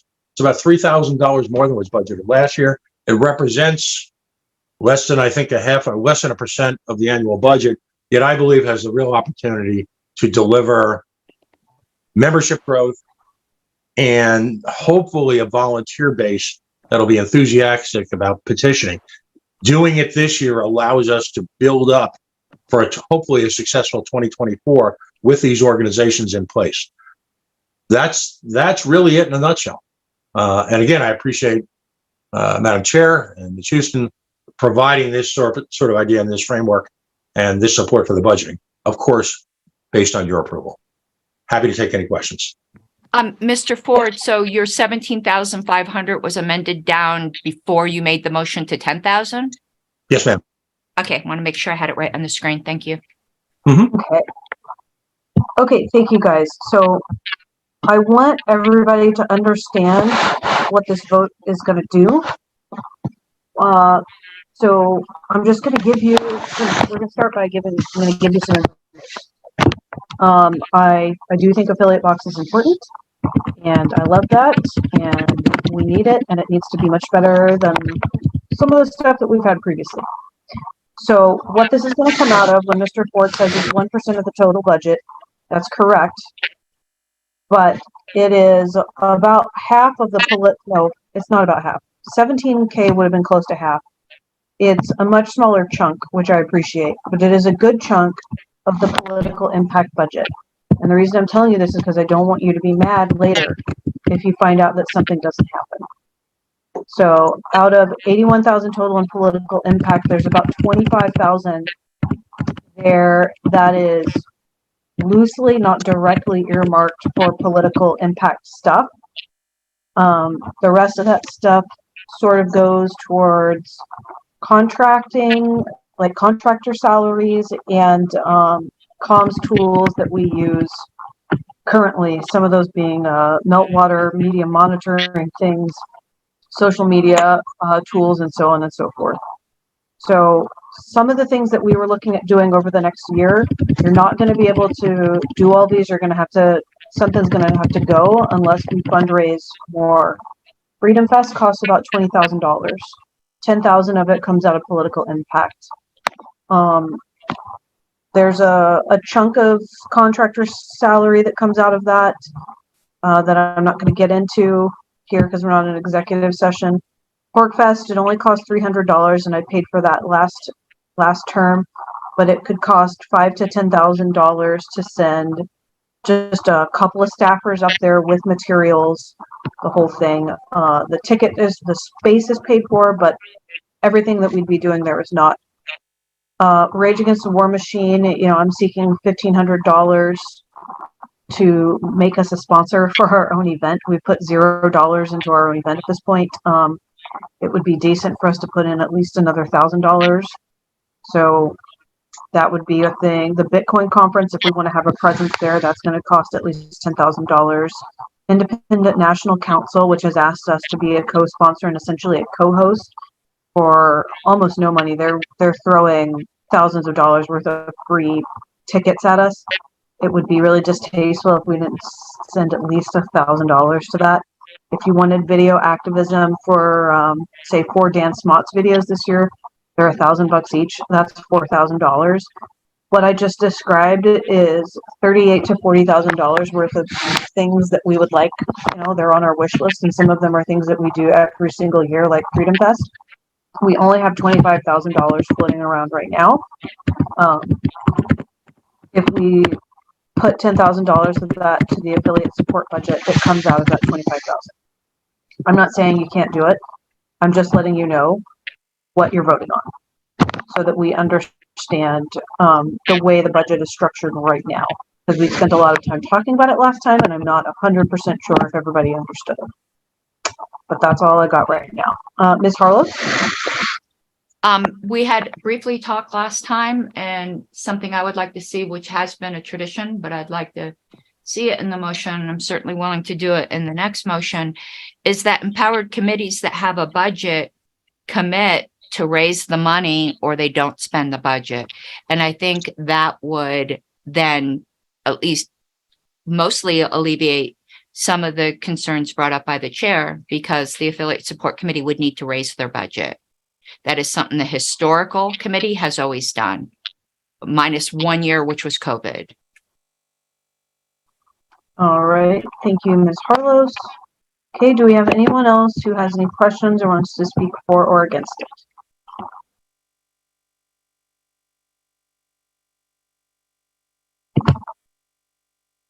Okay, anybody else? Okay, we got Ms. Houston.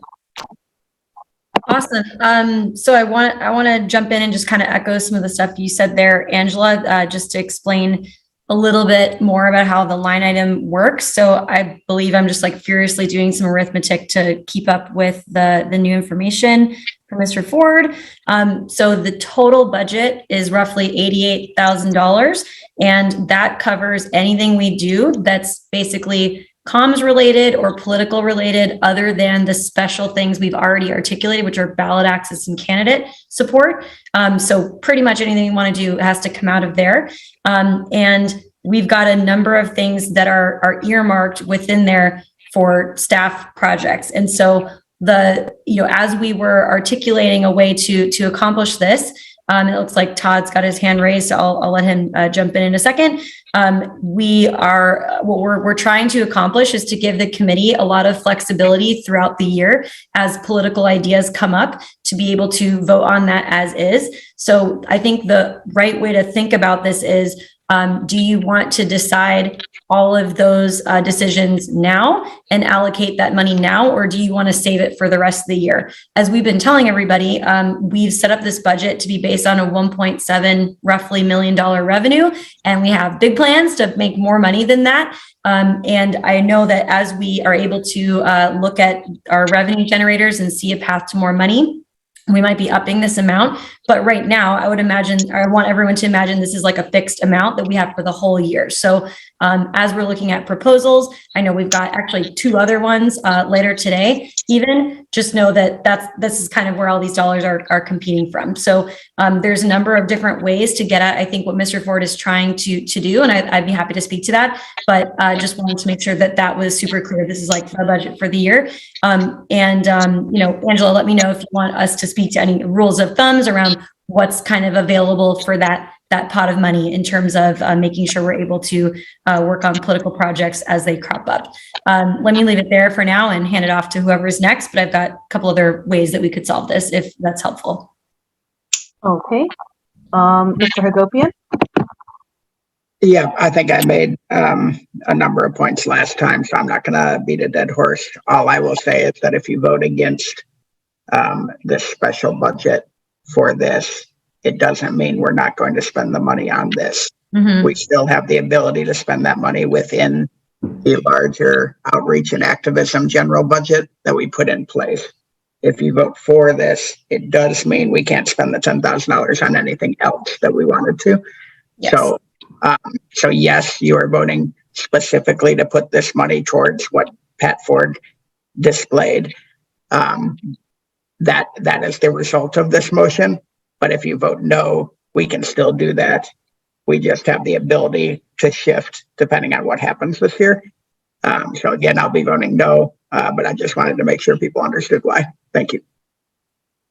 Thank you. Do we have anyone who's going to speak in favor of the motion?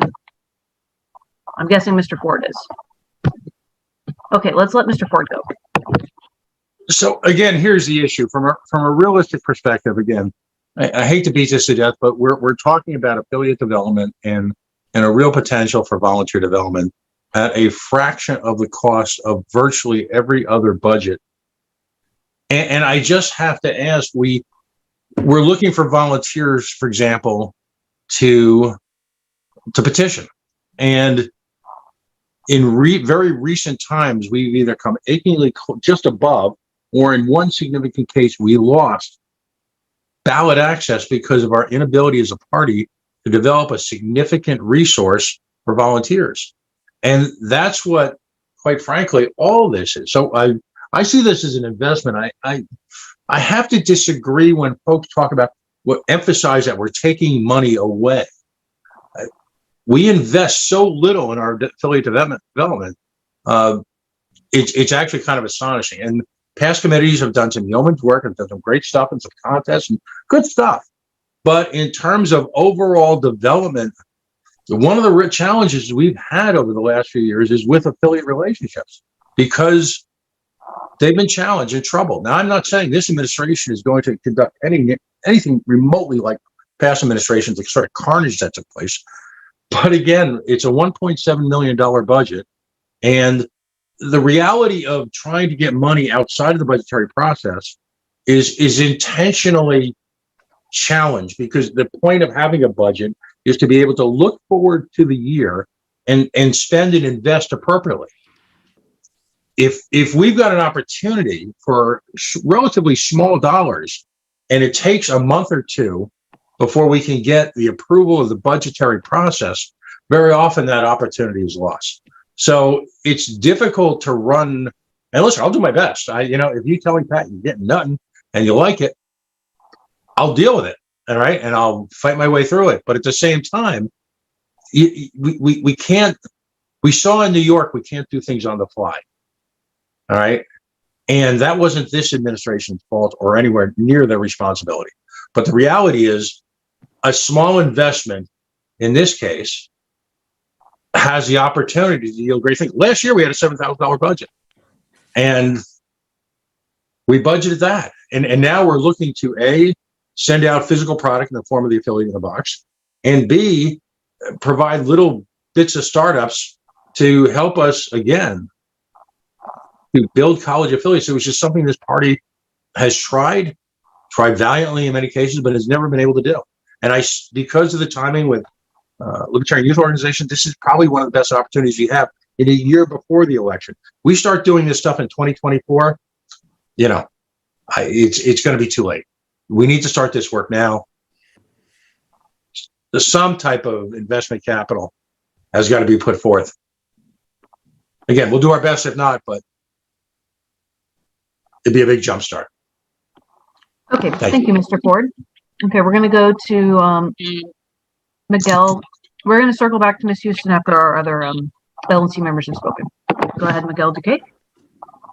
Thank you. I have just been kind of sitting back on this item and listening to debate, because I'm naturally, very supportive of affiliate support activities, and I'm in agreement with a lot of what Patrick is proposing, and the rest of the affiliate support committee. I think that they're putting together really good plans, and I think now I'm still either unsure about it or kind of inclined to vote no, merely because of even though I'd like for a lot of these proposals, that the committee is putting forward to move forward, I think that it could be done within kind of the existing. I kind of want to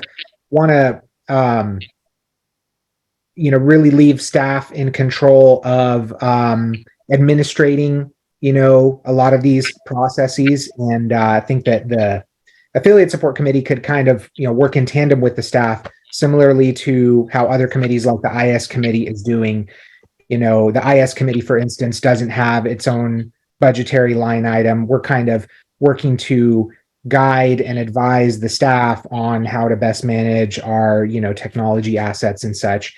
And I think that in comparison to previous LNCs, we'll really be able to work a lot better with the staff and trust that they will move forward with our recommendations. And kind of the reason, again, additional reason that I'm now inclined to vote against this is because various affiliate support programs, activities, etc., may well overlap with areas of other committees, such as IS committee. Like, for instance, IS committee is very eagerly exploring right now things like e-learning content for affiliates as well as candidates. You know, there's a lot of overlap for as well with a candidate support committee. And I just think if we start breaking out sort of budget items for specific committees, then it may cause kind of unwanted either competition or a situation where committees need to start making their own budget motions as opposed to just kind of working hand in hand with staff. So that's where I'm at the moment. Thank you. Thank you, Miguel. Let's go now to Brian Elliott. Madam Chair, Dustin had mentioned this in chat, and so I wanted to bring it up here. Time has expired on this. We're way over.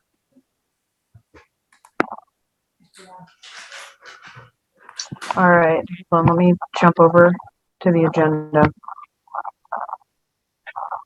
All right, you're right. Time has expired.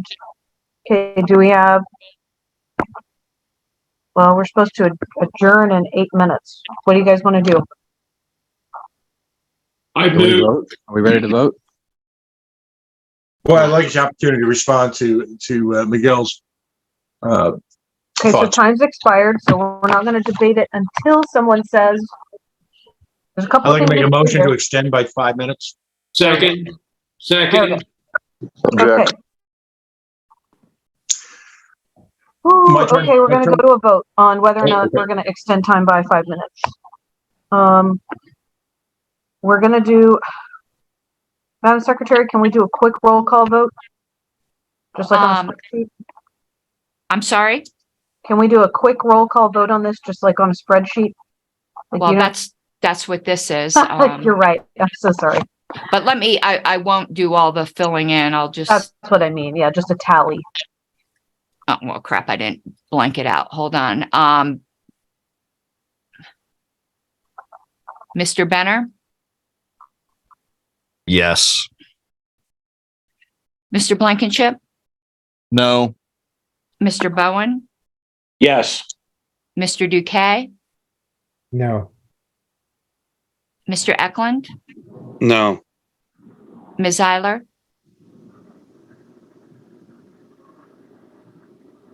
I'll come back. Mr. Elliott, Yes. Mr. Ford, Yes. Mr. Pankey, No. Mr. Hagopian. Yes. I will vote yes. Mr. Nana? This is a motion to extend time, correct? Yes, Correct. sir. No. Mr. Nikala? Yes. Mr. Rufo? No. Mr. Smith? No. Mr. Watkins? Yes. Ms. Eiler? Yes. I hope you hear my. Yeah, I got you now. Madam Chair, this is a motion that requires a 2/3 vote because it is to suspend the rules, basically. So the yeses did not get 2/3. Okay. So I believe we're going to need to go straight to a vote on the motion right now. Are we ready to do that? I still would like the opportunity to respond, but I guess I can't because there are issues in the chat. Okay. I'm sorry. I just can't be I can't be unfair. Okay. We're going to go to Madam Secretary. Are you ready? Yes. Okay. Mr. Benner? No. Mr. Blankenship? Can you clarify the motion? Move to amend that $10,000 is taken from the outreach and activism general expense budget line 7,000-81 and be placed into a new minor GL code affiliate support under the core services budget section line 7,000-84. Yes. Mr. Bowen? Yes. Mr. Duque? No. Mr. Eklund? Yes. Ms. Eiler?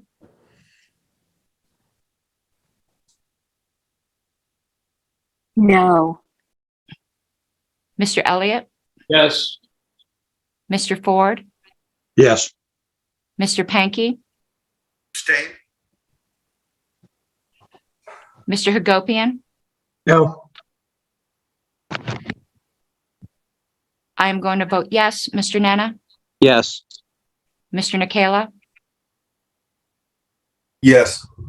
Mr. Rufo, No. Mr. Smith, Abstain. Mr. Watkins. Yes. Madam Chair, it's 952. Okay, does this one need 2/3? No. Okay, then I believe the motion passes. Thank you all very, very much. I'm getting right to work tonight. All right, thank you, Mr. Ford. Moving on to our next agenda item. It's a similar motion, Madam Chair, with regards to the Historical Preservation Committee. Okay. However, I am going to add to my notice motion a proviso, which I believe is within the scope of notice. The proviso shall be that the committee shall not spend any of these funds until it has raised the same amount of funds. So my motion is to add new revenue sub GL 4000-60 historical preservation in the amount of $2,500 and a new expense sub GL of 7,090 historical preservation in the amount of $2,500. As you can see, these are offsetting because this committee is going to raise its money. So I'm sorry, that's argument. That's why the proviso is there. These are two offsetting budget lines, revenue and expense. Okay. Does it have a second? Second. Okay. All right. Madam Secretary, would you like to speak to your motion? Yes, I think a lot of it got spoken to before, but there's a few points that were made before that I wanted to raise. There's certain committees that are specialty committees that need to not have to go to the LNC or staff with specific motions. They are empowered committees that have expertise in the area that they're at, and they need to have a budget. But I also think they need to be accountable to raise that budget. So this is not taking money from any other line. It's adding a revenue line and an expense line that zero out. That's the way this committee has always been handled. Okay. Let's go down the line. Mr. Ford?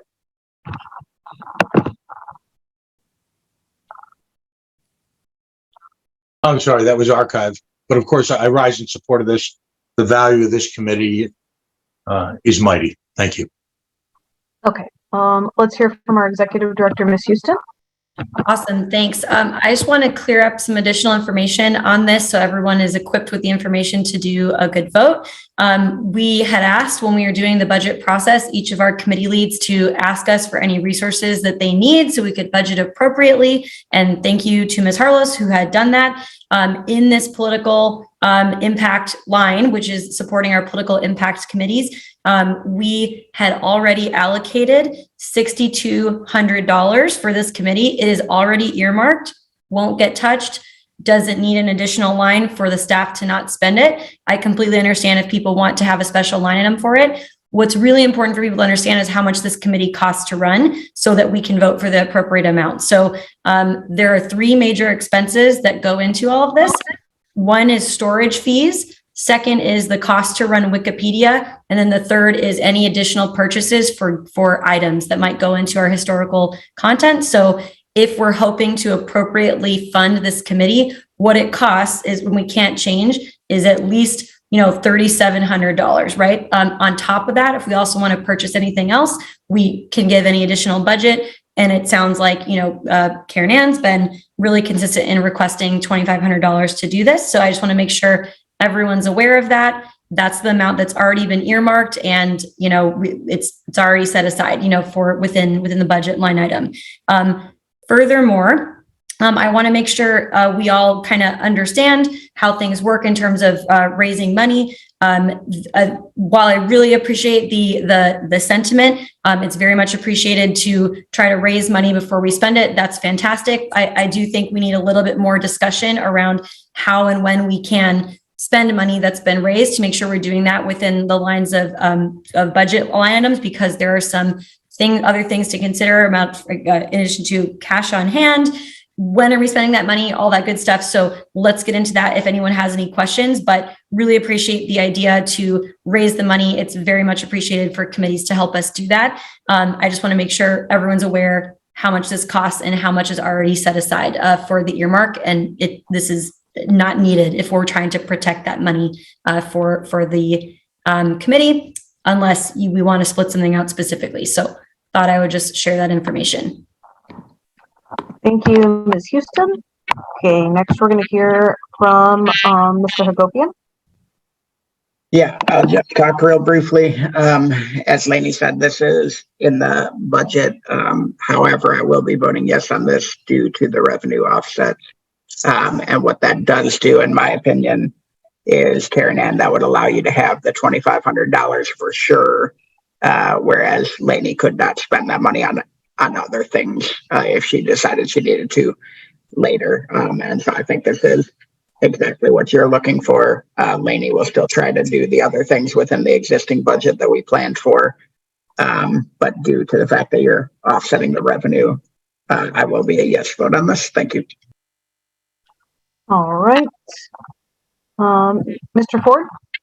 Yeah, just briefly, Ms. Houston, maybe a suggestion offline is to have a meeting with a variety of committee heads so that we can understand, working with Mr. Hagopian, what the parameters are on how we can raise money, what type of mechanisms we can use, in other words, setting up a procedure so that I can get right to work with our committee raising money.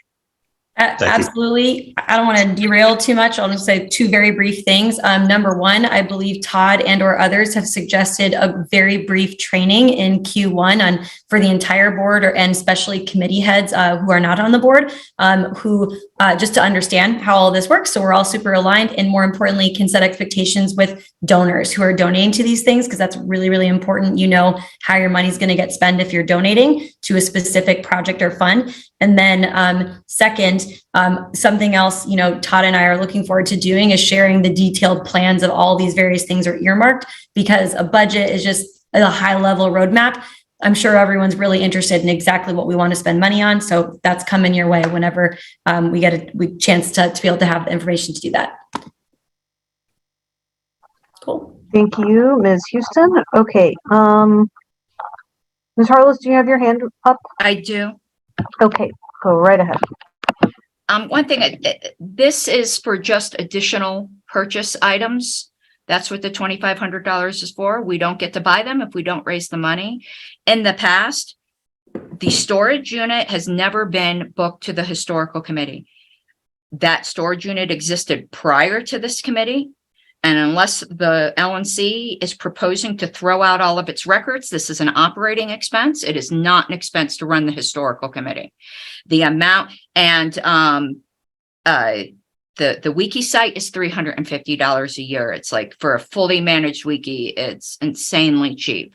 So the budget we're raising is the actual discretionary budget of the historical committee. And if this was going to come out of the political, I forgot the terminology, that just got, earmarked a little bit, the wrong term, but put aside for affiliate support, this is another $2,500 that can go to offset that, because I'm trying to put my committee on the hook to raise the money. And I just want that reflected in the budget for transparency and accountability, and for us as a committee to be able to do our own motions and spend our own money.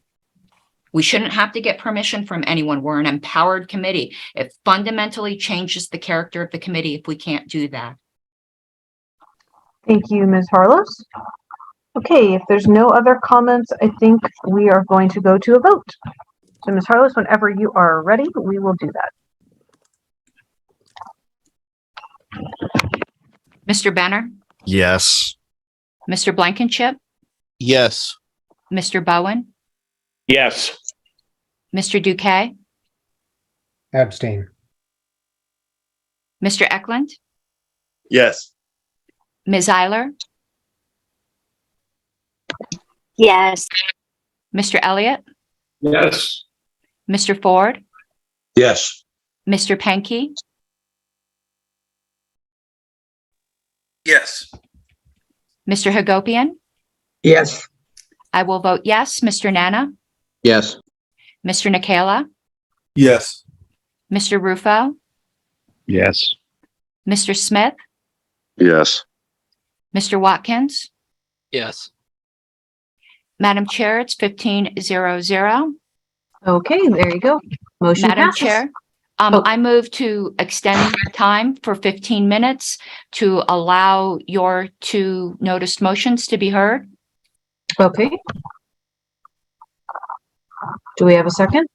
Second. Okay, thank you very much. I think this requires 2/3, right? Yes, Madam Chair. Okay. If there's no objections, we're going to go to a roll call vote when our secretary is ready. Yeah, I can finish typing that out later. Everyone knows where we're at. Just give me 1 second and I'm going to do a clean sheet. And by the way, this is for just the chair's motions, the LP News motion, I'll bring up at the February meeting. There's no hurry on that. Mr. Benner. This is for an extension of 15 minutes, correct? Yes. Yes, I vote yes. Mr. Blankenship, Yes. Mr. Bowen, Yes. Mr. Duque, Yes. Mr. Eklund, Yes. Ms. Eiler, Yes. Mr. Elliott, Yes. Mr. Ford, Yes. Mr. Penke, Yes. Mr. Hagopian. Yes. I will vote yes. Mr. Nana, Yes.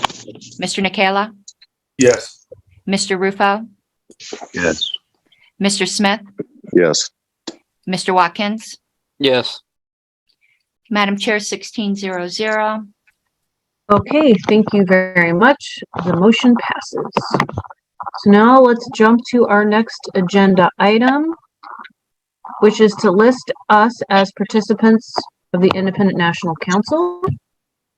Okay, so I have dropped several documents about this event all over the list. Let me speak to it really briefly. Linnea, who's not on the call, and Andrew Watkins have both attended a couple of meetings, as well as TJ Kosen. So the organizers, one of the main organizers is a man named Christopher Life, and another guy named Blair Fitzgibbon, who has worked with past LP candidates in a lot of PR capacities. Yeah, so they haven't worked with us recently, but they've worked with us before. So what they're basically doing is they're looking to use the unification of what they call the independent sector to be able to establish a new sort of center of gravity for politics that helps to accelerate what they view as the end of the duopoly rule in our government. And they think that it's imminent and they want us to be a part of it. So when they say independent sector, they're talking about a few things. They're talking about politically independent people as well as minor parties. Basically everyone who is outside of the two-party paradigm. They're having a big event in Austin, Texas, April 3rd through 5th. They are paying for everything and they want to list us as officially involved, endorsing it, so on and so forth. Right now, my motion is to list us officially as involved, not as co-sponsors. I would like to make a different motion for that next month, after I've got a little bit more of you who have attended things and have bought in, because I think it's very careful I want to be very careful what we attach our names to. But I'm very comfortable with it at this point. And the general argument that Christopher Life, the organizers, has made is that through unification, we're able to put issues of governance on our national agenda. Things like social issues, economics, and environmental issues are not things that we all agree on, but we do agree that governance right now in this country is really messed up and it needs to change. And his examples are ballot access, revolving door alphabet agencies like the FDA, how people come into those positions of power, voting systems, voter fraud, transparency, and things like Pentagon black budgets, transparency with government spending and policy crafting, things like passing 10,000-page bills when the people who are doing that have no time to read them, voting 16 times for the Speaker of the House, kickbacks for corrupt politicians like Senator Pan in California, how legislation is drafted and passed, and accountability.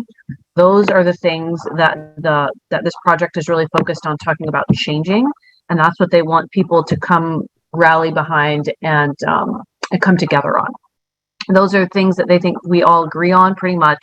They draw us closer together and they foster a spirit of cooperation and understanding when we work together on them, even when we don't agree on things like economic policy.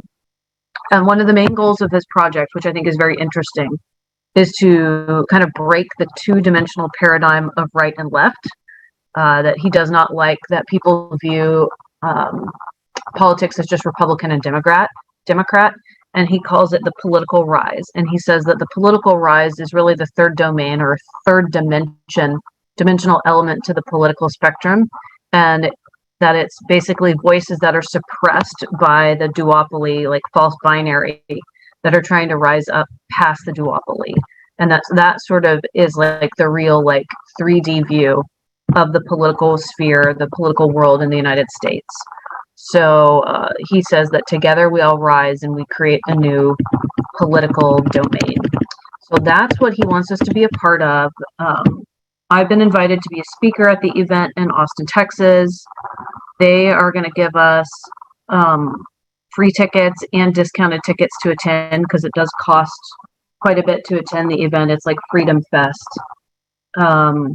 And they would like our help with promoting it. But for now, my motion is just that we become involved in it officially so that I can list us as involved instead of just myself. So that's where I'm at. That's my motion. Anybody? I need a second. Second. Great. Okay. Any questions or further discussion?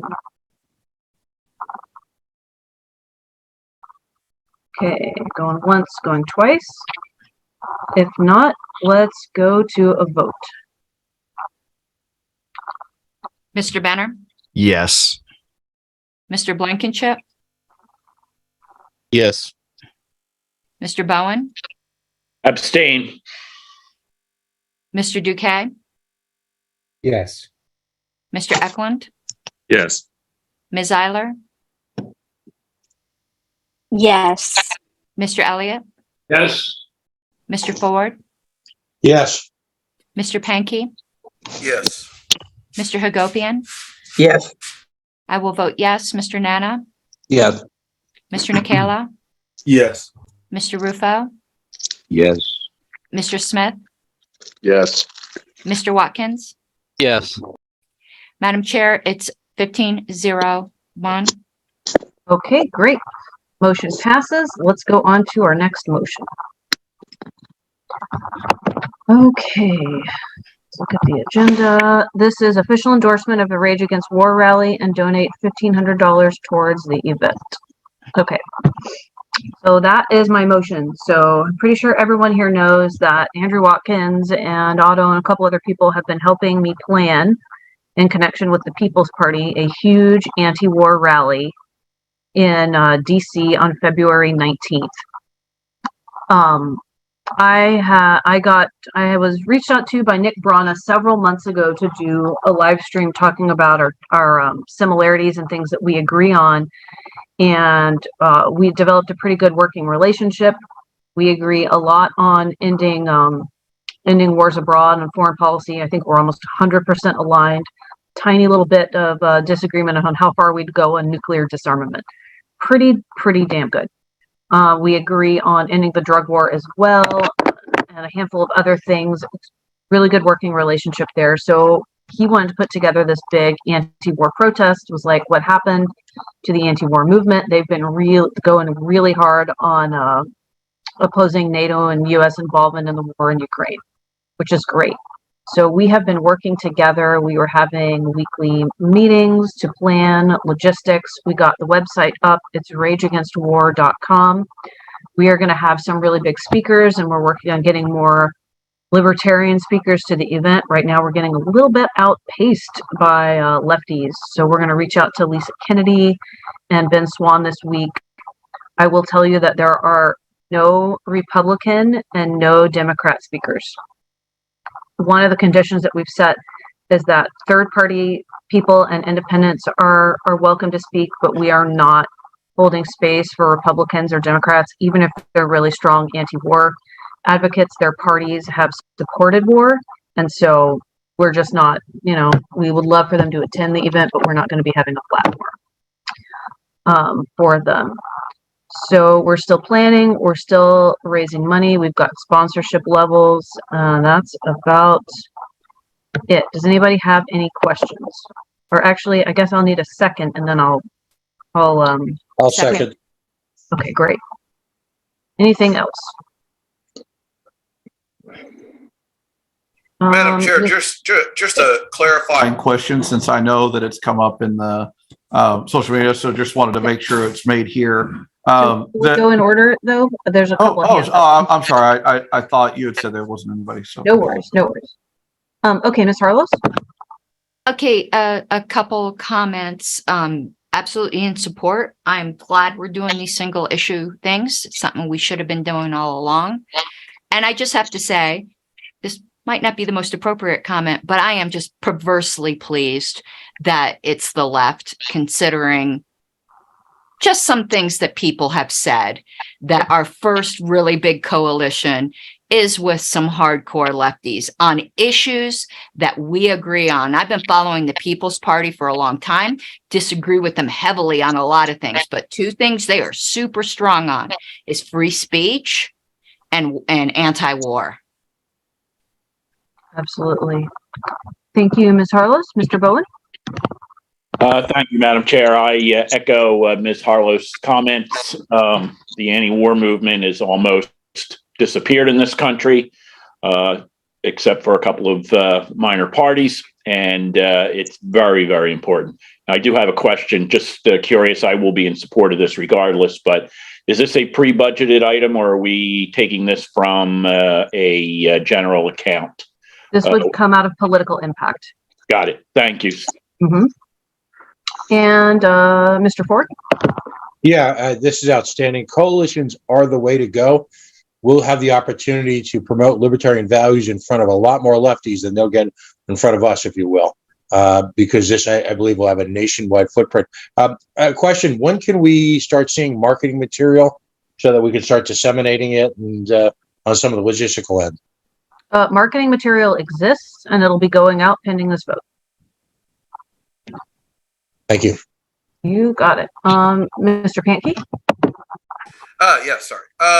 So the question I made is that there was a lot of talk about the $1,500, and I just wanted to make sure to clarify the $1,500 is because we are being listed. That would list us as a top level sponsor of the event, and that it's kind of silly for us not to be listed as a top sponsor of an event that we're co-organizing. Is that correct?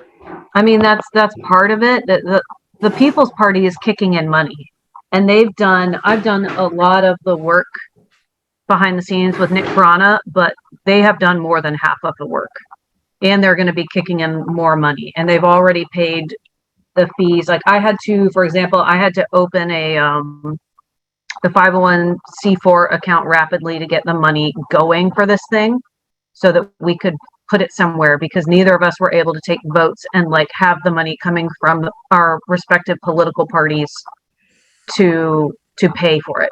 Do you know what I mean? I couldn't just take the vote. And so they dumped money into it. And now I'm like, can we be the other, can we do the second half of the heavy lifting? And we're probably still not going to pay for the whole thing. We're trying to raise $45,000, but we should at least kick something in and not get outdone by the People's Party. And to that, any proceeds that go into this event above and beyond that, which are the costs, are to be split amongst us, right? So if the event makes $3,000 net, then this would all offset anyway. Is that correct? I don't think so. I mean, right now we haven't made our goal. Mm-hmm. We've raised $10,000. So we could certainly give money back if we made money. But right now, I'm not worried about us making money and having leftover. Like, we're just desperately trying to reach our goals so that we can purchase a riser, a decent sound system. I have to rent porta potties for at least 2,000 people, and crowd control because this is happening at the Lincoln Building. Right. So we're not expected we're trying to avoid any, we're trying to avoid us having to pitch in more and fundraise for the expenses, but we're not directly anticipating that this will be a net revenue raiser for us. Is that correct? No, this is political impact. It's not a fundraiser. Okay. Yep. All right. Thank you very much. Okay. Any other questions? If there's none, let's go to a vote.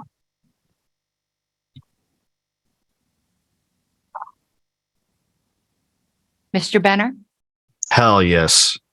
Mr. Blankenship, Slightly less enthusiastically, yes. Mr. Bowen, Definite yes. Mr. Duque, Yes.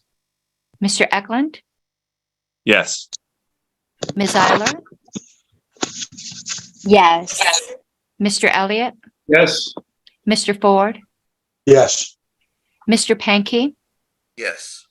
Mr. Hagopian. Yes. I will vote yes. Mr. Nana, Yes.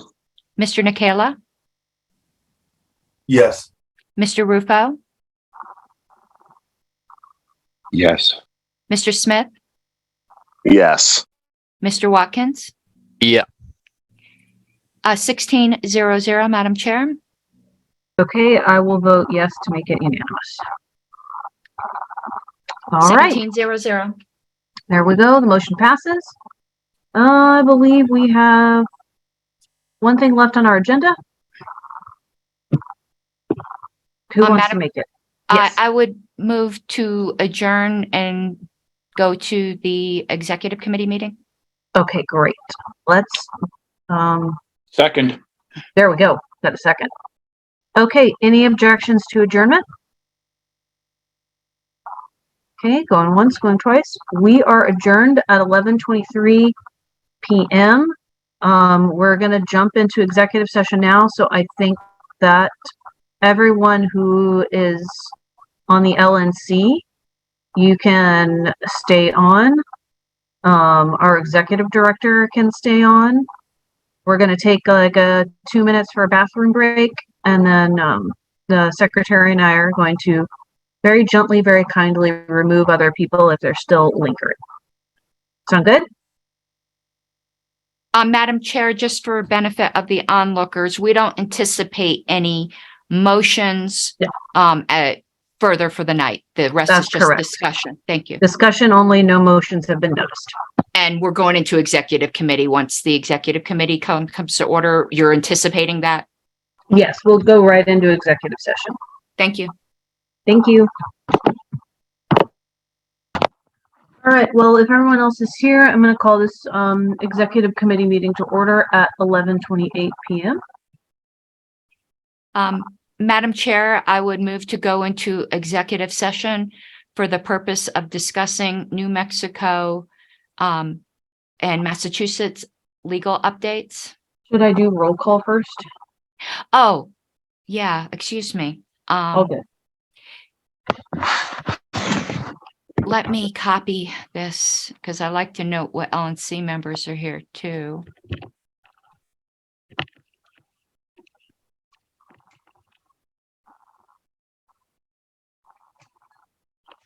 Okay.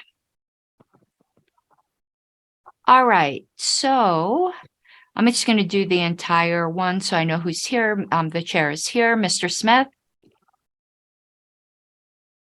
Here. Mr. Hagopian.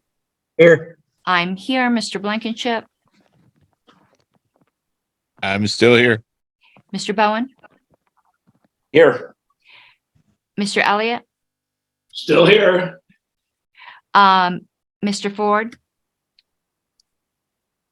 Here. Mr. Nana.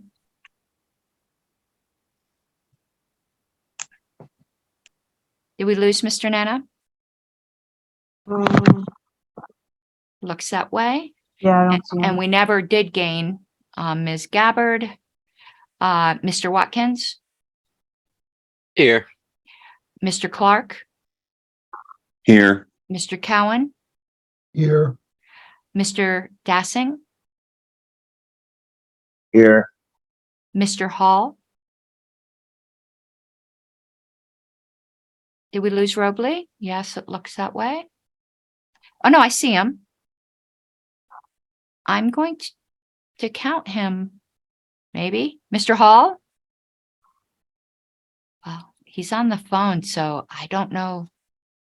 Oh, okay, he didn't answer. We'll mark him if he shows up. Mr. Nepomuceno? Present. Mr. Pankey? Here. Mr. Chinyevich? Here. Ms. Yanuskavich? Here. And Laney is here, but Chase Crum no longer is. Okay. Madam Chair, we are just missing Mr. Hall, Ms. Gabbard, and Mr. Nana. Okay. I am here. Who's, is that Robley? Hall. That's Robley. Okay. Yes. So we're no longer missing Mr. Hall. All right. Okay, so we have one agenda item, which is, well, I guess two. Legal updates on New Mexico and legal updates on Massachusetts. Okay, so should I make that motion now about executive session, Madam Chair? Yes. Okay, I would then move to go into executive session to discuss the New Mexico and Massachusetts legal updates. Second. All right, thank you very much. It's been moved and seconded to go into executive session to discuss those legal updates. Do we have any objections? Going once, going twice. Okay, hearing no objections, we're going to go into executive session. We are going to rise out of executive session. Yeah, I just want this for the record, you know, Yep. even though it's boring. Okay.